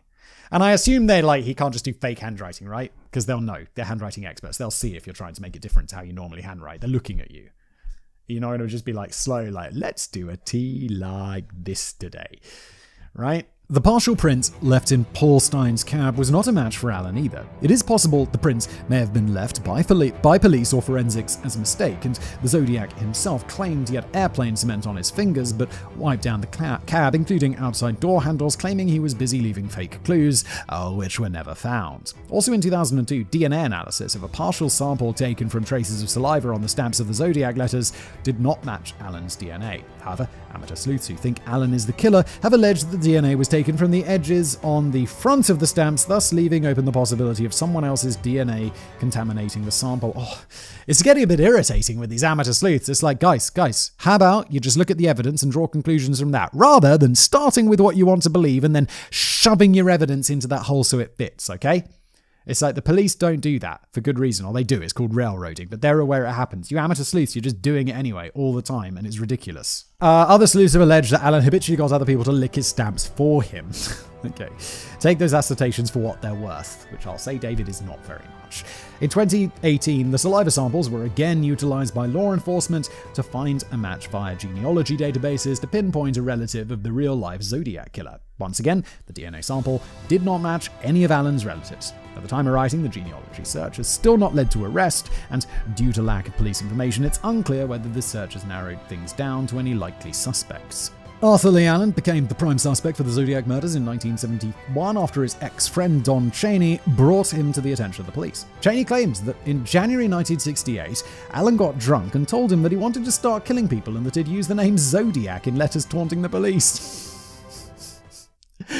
Don't get so drunk that you start admitting your future crimes to your mates. So you're like, oh, one day I'm going to kill some people. One of my mates was saying that, I'd be like, bro, what? How drunk are we right now? What the f***? Bear in mind that in 1971, the details of the Zodiac case were in every newspaper. In the same interview, Chaney claimed that during the conversation, Allen was angry at being fired from his teaching job, but this didn't happen until 3 months later in March 1968. Decades later, Chaney changed his story, saying the conversation with Allen happened in January 1969. What are you up to, Chaney? It sounds like you're just making some shit up. After Robert Graysmith published his 1986 book Zodiac, Chaney also added details to his story that are in the book, but he had never divulged earlier in police interviews. It only got worse from there. Sounds like Chaney's trying to make a little cheddar. In 2006, Chaney claims that Allen had taken him to one of the murder scenes and that Allen had told him that he was a contract killer. Suffice to say, all this renders Chaney's testimony unreliable. It also turns out Chaney had motive to pull Arthur Lee Allen into the frame. Allen had once allegedly interfered with one of Chaney's own children. Oh, in case you suspect Chaney had framed Allen because Chaney himself was the Zodiac, a DNA test also cleared him. Arthur Lee Allen died on August 26, 1992 at the age of 58. He had been hounded by the media for years for being the Zodiac, so much so it may have contributed to his premature death by heart attack. But given his previous convictions, very few people, then and now, really cared that Allen was being hounded for the Zodiac murders. Graysmith's 1986 book heavily implies Allen as the killer, as does the 2007 David Fincher film inspired by it. In fact, the 2007 film actually invents things to make it seem like Allen was guilty, from having Allen wearing Wingwalker boots that he never owned, to having Allen say, "If I were the Zodiac, I certainly wouldn't tell you," which he never said. For purposes of sensationalism, Graysmith's book also goes to great lengths to argue that almost every alleged Zodiac attack was genuine. At risk of pissing off a bunch of theorists who think Allen is the Zodiac, in my opinion, he probably wasn't. He's arguably a good fit, perhaps if you squint your eyes when looking at the evidence, but in police work, you come across good fits all the time, and if physical evidence exonerates them, eventually you have to move on. You can't dwell in the shadow of theories like other people licking stamps for the Zodiac. If anything, the focus on Allen distracts from the seeking of the real perpetrator of these crimes. Perhaps Allen still looms large over the Zodiac case, because if it was Allen, we would have a smidge of closure. Yeah, but it wasn't. I just don't think it was. I'm completely with David. It's like, it just doesn't match up. It's like, yeah, this guy seems like a bad dude. It's like, oh no, he died of a heart attack at 58. Oh no! But I don't think he was the Zodiac killer. Then there's Gary Francis Post, whom in October 2021, a team of quote-unquote former law enforcement called the Casebreakers claimed was the Zodiac. The team claims that Post had scars on his head that match lines on a sketch of the Zodiac, but witness descriptions contributing to the sketch never mentioned scars. They also claim to have decrypted the Zodiac ciphers, revealing Post as the killer. This is unverified. They also allege that the Zodiac killed Sherry Jo Bates, which he almost certainly did not. Well, if you've decoded the things, release how, because that'll add some legitimacy. It seems very much like the Sherry Jo Bates one was not committed by Zodiac. I think we established that. So you're going to need to have something stronger than no evidence. So let's see what you got. In May 2023, the Casebreakers claimed an FBI agent told them that he had considered Post a suspect since 2016 and had Post's DNA on file. Casebreakers alleged that not enough was done by the FBI to investigate Post, who died in 2018. In previous years, the Casebreakers have claimed breakthroughs in cold cases, including the disappearance of Jimmy Hoffa to the plane hijacking of D.B. Cooper. Pretty sure that those haven't been conclusively solved. Actual law enforcement, from the FBI to the SFPD to the Riverside PD, say that they are full of shit. Yeah, show us the proof. I'd love to see this wrapped up. I just want to see some proof rather than just you being like, yeah, we did it. It's him. Okay. Show me some proof. Show me something reasonable. There's also an overseas connection. In May 2018, an Italian journalist accused Joseph Bevilacqua, former superintendent of the American War Ceremony in Florence, Italy, of confessing he was both the Zodiac and Monster of Florence serial killer in September 2017. While working for the military police, Bevilacqua could possibly have traveled to San Francisco during the Zodiac murders. The claim was considered credible enough that in 2020, Italian police collected his DNA. However, police dismissed their inquiry into him in both serial killer cases in 2021, implying that the DNA didn't match. Another suspect is Bay Area journalist Richard Gaikowski. He very much resembles witness descriptions and the composite sketch. Police operator Nancy Slover also said that his voice matched that of the Zodiac, but she said this 40 years after the fact. No use. That's useless. 40 years later? Can you imagine, I don't know, when did I go to school? 20 years ago? And I listened to my teachers talk at me for so long. And then if someone played me a copy of their voice and was like, was this the voice of your teacher? And this was only 20 years ago. I'd be like, I don't know. I don't remember what their voice sounded like. And I heard their voice a lot. He trained as a medic, which some people connect to Zodiac ripping a scrap from Paul Stein's shirt. Last time I checked, it didn't take medical training to tear cloth. Gaikowski moved to Albany, New York. Around the same time, Darlene Ferrin briefly lived there with her first husband. Mike Magow said in 2007 that Darlene may have referred to the man following them as Richard, which conflicts with his identification of Alan. Magow is a somewhat malleable witness. Paul Stein's sister claims that she saw Gaikowski attend Paul Stein's funeral, but this would have hardly been unusual for a journalist working in San Francisco after a highly publicized murder. In March 1971, Gaikowski was institutionalized after a mental breakdown, which may explain the secession of the Zodiac letters until 1974. One of the Zodiac ciphers had the letters GYKE right there out in the open. The biggest roadblock for the Gaikowski hypothesis is that Zodiac investigator Ken Narlow said he looked at Gaikowski's passport and said he was in Europe during the 20th of December 1968 murder of Faraday and Jensen. Online theorists have disputed this, pointing at Gaikowski's October 1968 passport application, which had estimated his date of travel, bringing him home on December 1st. The latter is much more tenuous than the testimony of a lead investigator in the Zodiac case. Gaikowski died in 2004. There have been no announcements about any attempt to match Gaikowski's DNA to the Zodiac's, which would likely clear the whole thing up. But the police probably see it as there's just not enough evidence to even consider this guy. It's like this is just amateur sleuthing, and it's not him, so we're not going to bother. George Hodel has been accused in several books by his son, Steve Hodel, of being the Zodiac killer. Holy that's an awkward Christmas, isn't it? What have you been up to, Dad? Oh, not much. Just being harangued for being the Zodiac killer again, Steve. You prick. Hodel is also suspected by his son to be the Black Dahlia killer. During the Zodiac killings, Hodel was in his early 60s, and he doesn't resemble witness descriptions or the composite. For perspective, Hodel has also accused his dad of being the lipstick killer in Chicago and the jigsaw murder in the Philippines. No doubt George Hodel has something to do with JFK's death and the rising and the setting of the sun. Yeah, Steve, what's wrong with you? Why is this even something people consider? Lawrence Kay, aka Kane, is another suspect. He suffered from a brain injury in 1962 after a head-on car crash with a cement truck. Jesus. His evaluating psychologist said that led to sexual impulse control, and indeed Kane became a peeping Tom. Born in New York in 1924, he would have been in his mid-40s around the time of the Zodiac murders. He came to police attention because Kane lived in State Line, Utah in 1970 and may have known Donna Lass, but as we've covered, she is an extremely dubious Zodiac victim. One of Darlene Ferrin's sisters once identified Kane as the man at the painting party, but she also identified numerous other men as that figure over the years. It's this eyewitness, reliable witnesses thing that's just not working out because it's a really long time later. And eyewitness testimony is already In 2021, a Moroccan businessman claimed to have cracked the 13-character cipher of Zodiac's name in the space of 2 hours, asserting it says, "My name is Kea," but law enforcement basically says that guy is full of There's very limited similarity between the Zodiac's and Kane's handwriting. In 1993, Kathleen Johns identified Kane from a photo lineup as the man who abducted her and her baby, which is strange because Kane looks nothing like the composite sketch of Johns identified as her abductor in 1970. Same goes for Officer Donald Fook, who said that Kane maybe kinda sorta resembles the man that he saw on the night of Stein's murder. Kane is just not a good fit for the sketch. Kane's prints also don't match the partial print in blood left in Stein's cab. In 1969, Kane may have lived near to Paul Stein, but even if he did, this may be irrelevant since there's good indication that Zodiac prowled around and chose some or all of his victims at random. Lastly, Kane spoke with a strong Brooklyn accent, which was not reported by any of the witnesses who heard the Zodiac's voice. Another suspect is Rick Marshall, who was then a projectionist at a movie theater in San Francisco. Is that a job that still exists today?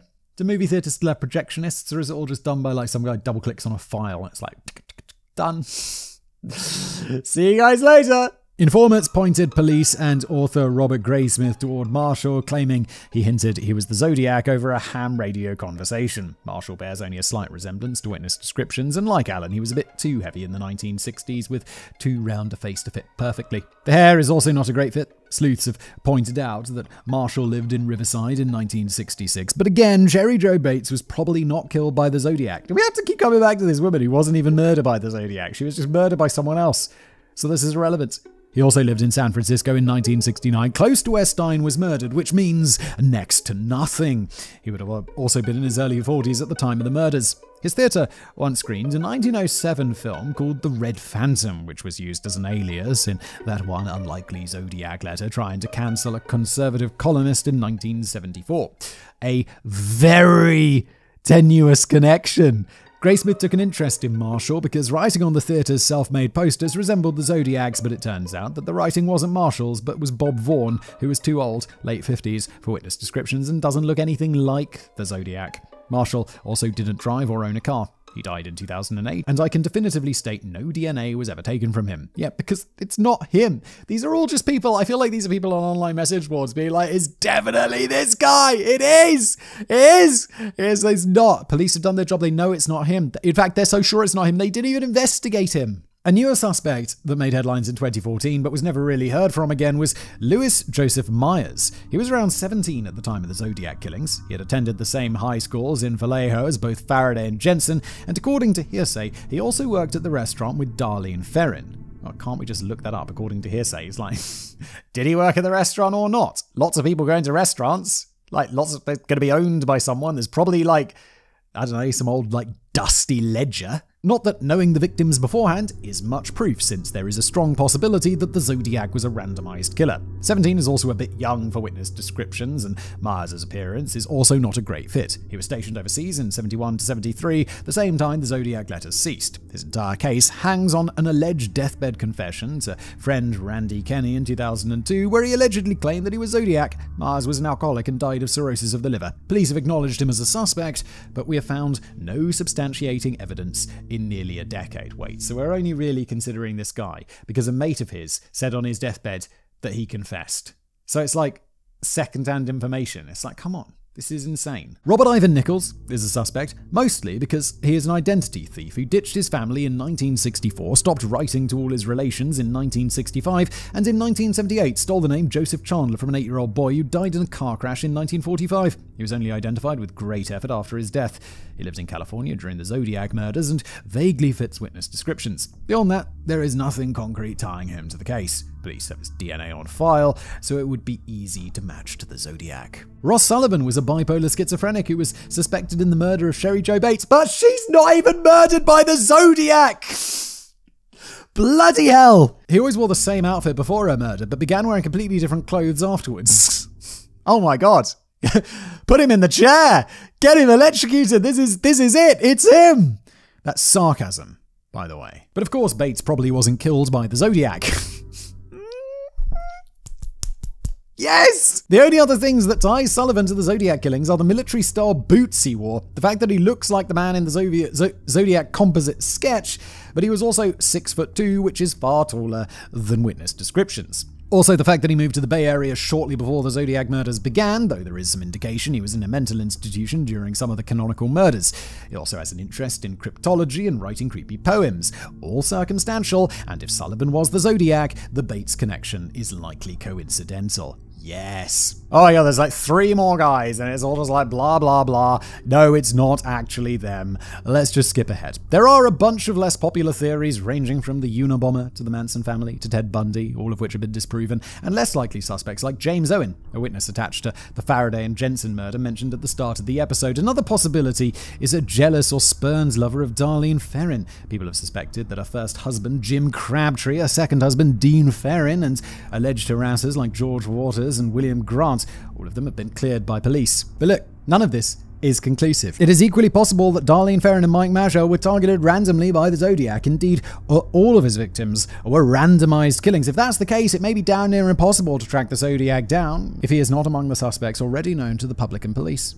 And that's the crux of the issue. As a randomized thrill killer who reveled in public fear, there are extremely good odds that the Zodiac probably never even came up on the police radar. All the suspects above fit in one respect or another. Some are better fits, others are downright fanciful. All of them have either hard or circumstantial evidence counting against them, being the Zodiac. None of them are a perfect fit by any stretch of the imagination, and if the Zodiac was an as-yet unmasked stranger, the best hope for law enforcement is to use DNA and genealogy databases in the same way they track down the Golden State Killer, to find and match your family bloodlines and zero in on someone who fits the dates, times, and places of the killings. This venture started in 2018, and now half a decade later, we have had no police announcement as to their progress, whether it be promising or not. And you can't expect police to comment on an active investigation like that if they're currently zeroing in on a suspect, living or dead.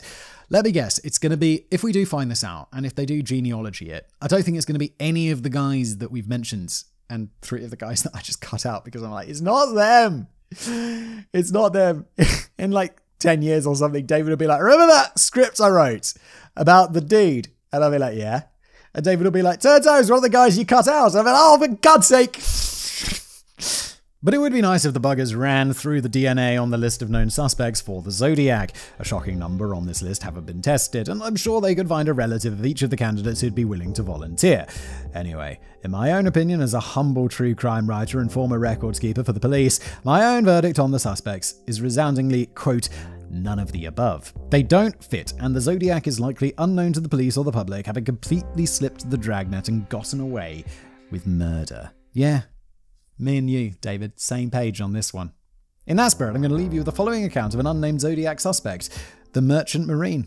In 2009, Robert Tarbox, an 82-year-old retired and formerly disgraced and disbarred attorney in 1975, had failed to pay some clients. It claimed he was speaking up because the 2007 David Fincher movie had wrongfully smeared Arthur Lee Allen as the Zodiac, and he wanted to clear Allen's name. Tarbox told a story of how in the early 1970s, a merchant marine came to his office for a $50 walk-in consultation. The sailor sat there for an hour and told Tarbox about how it was the Zodiac. Tarbox describes the sailor's testimony as, quote, not in detail, but comprehensive. Tarbox claims that the sailor wanted to stop his quote-unquote opportunistic murder spree and inquired what would happen if he turned himself in. Tarbox replied that given the notoriety of the Zodiac case, he'd be looking at either life in prison or the death penalty. With that, the sailor got up and exited Tarbox's office, never to be heard from again. In 2009, Tarbox refused to give the name of the merchant marine, stating his purpose was just to clear Allen's name. Tarbox died 6 years later in 2015. I'm not saying the merchant marine story is true, but the essence of it might be. The Zodiac unleashed utter havoc on the Bay Area in 1968 and 69, taunted police with letters until the early 1970s, and then, with his twisted desire for publicity satiated, he walked away scot-free, never to be brought to justice for the pain and suffering he inflicted. And while most of the stories we cover on the Casual Criminalist end with the perpetrator being caught, it must be remembered that a shocking 1/3 of murders in Europe and 1/2 of murders in the United States go unsolved. So lock your doors and hold your loved ones close, because out there, on the edges of society, the old sailor's adage still rings true. Here, there be monsters. Dismembered appendices. 1. During the 2016 Republican primary, a popular internet meme cropped up accusing Texas Senator and presidential hopeful Ted Cruz of being the Zodiac killer, despite only being born in December 1970. Some douche nozzle will mention it in the comments if I don't. Number 2. The 2007 David Fincher film Zodiac has its inaccuracies, mostly because it's based on Robert Graysmith's book, but unlike something like Netflix's Dharma, it's respectful to the victims. Fincher is also one of the best true crime directors of his generation. I'll point out, though, that Paul Avery, ably played by Robert Downey Jr., never interacted with Graysmith during the murders, and he was gainfully employed until retirement age, and was not as horrific an alcoholic as depicted in the film. I just want to clear Avery's name in that respect. Number 3. The 1971 Clint Eastwood film Dirty Harry is directly inspired by the Zodiac killings. In the movie, San Francisco is terrorized by a thrill killer who calls himself Scorpio, a Zodiac sign, and writes taunting letters to the police. Scorpio also targets a school bus, which is one of the set pieces for the climax of the film. Number 4. Can someone please edit the Zodiac Wikipedia page? There are a disgraceful number of inaccuracies, more than is typical for a reference page on serial killers. The Zodiac has more misinformation surrounding it than any other case that I've encountered. In fact, this episode took me twice as long because numerous sources from books to websites are hugely misleading. Number 5. My interest in the Zodiac has been piqued by this project. I'm probably going to keep working on it in my spare time. Bay Area Police or FBI, please feel free to contact me via Twitter DM at DavidCanZook. David, I don't know how to pronounce that. It's not. I think it's got something to do with one of David's main job or something. But it's David CanZuk. If you want some fresh key information leaked in a follow-up episode. The same goes for any civilians who want to talk Zodiac theories with me. I also take episode requests. And that is where we end today's very lengthy episode. I actually recorded this over 2 days. You probably noticed that my jacket disappeared at some point during this episode. Because I left it at home. Thank you for being here. I hope you enjoyed it. Please like, subscribe if you're watching on YouTube. If you enjoy this podcast, please leave it a review on iTunes, Apple Podcasts, wherever you get your shows. And I'll see you next time.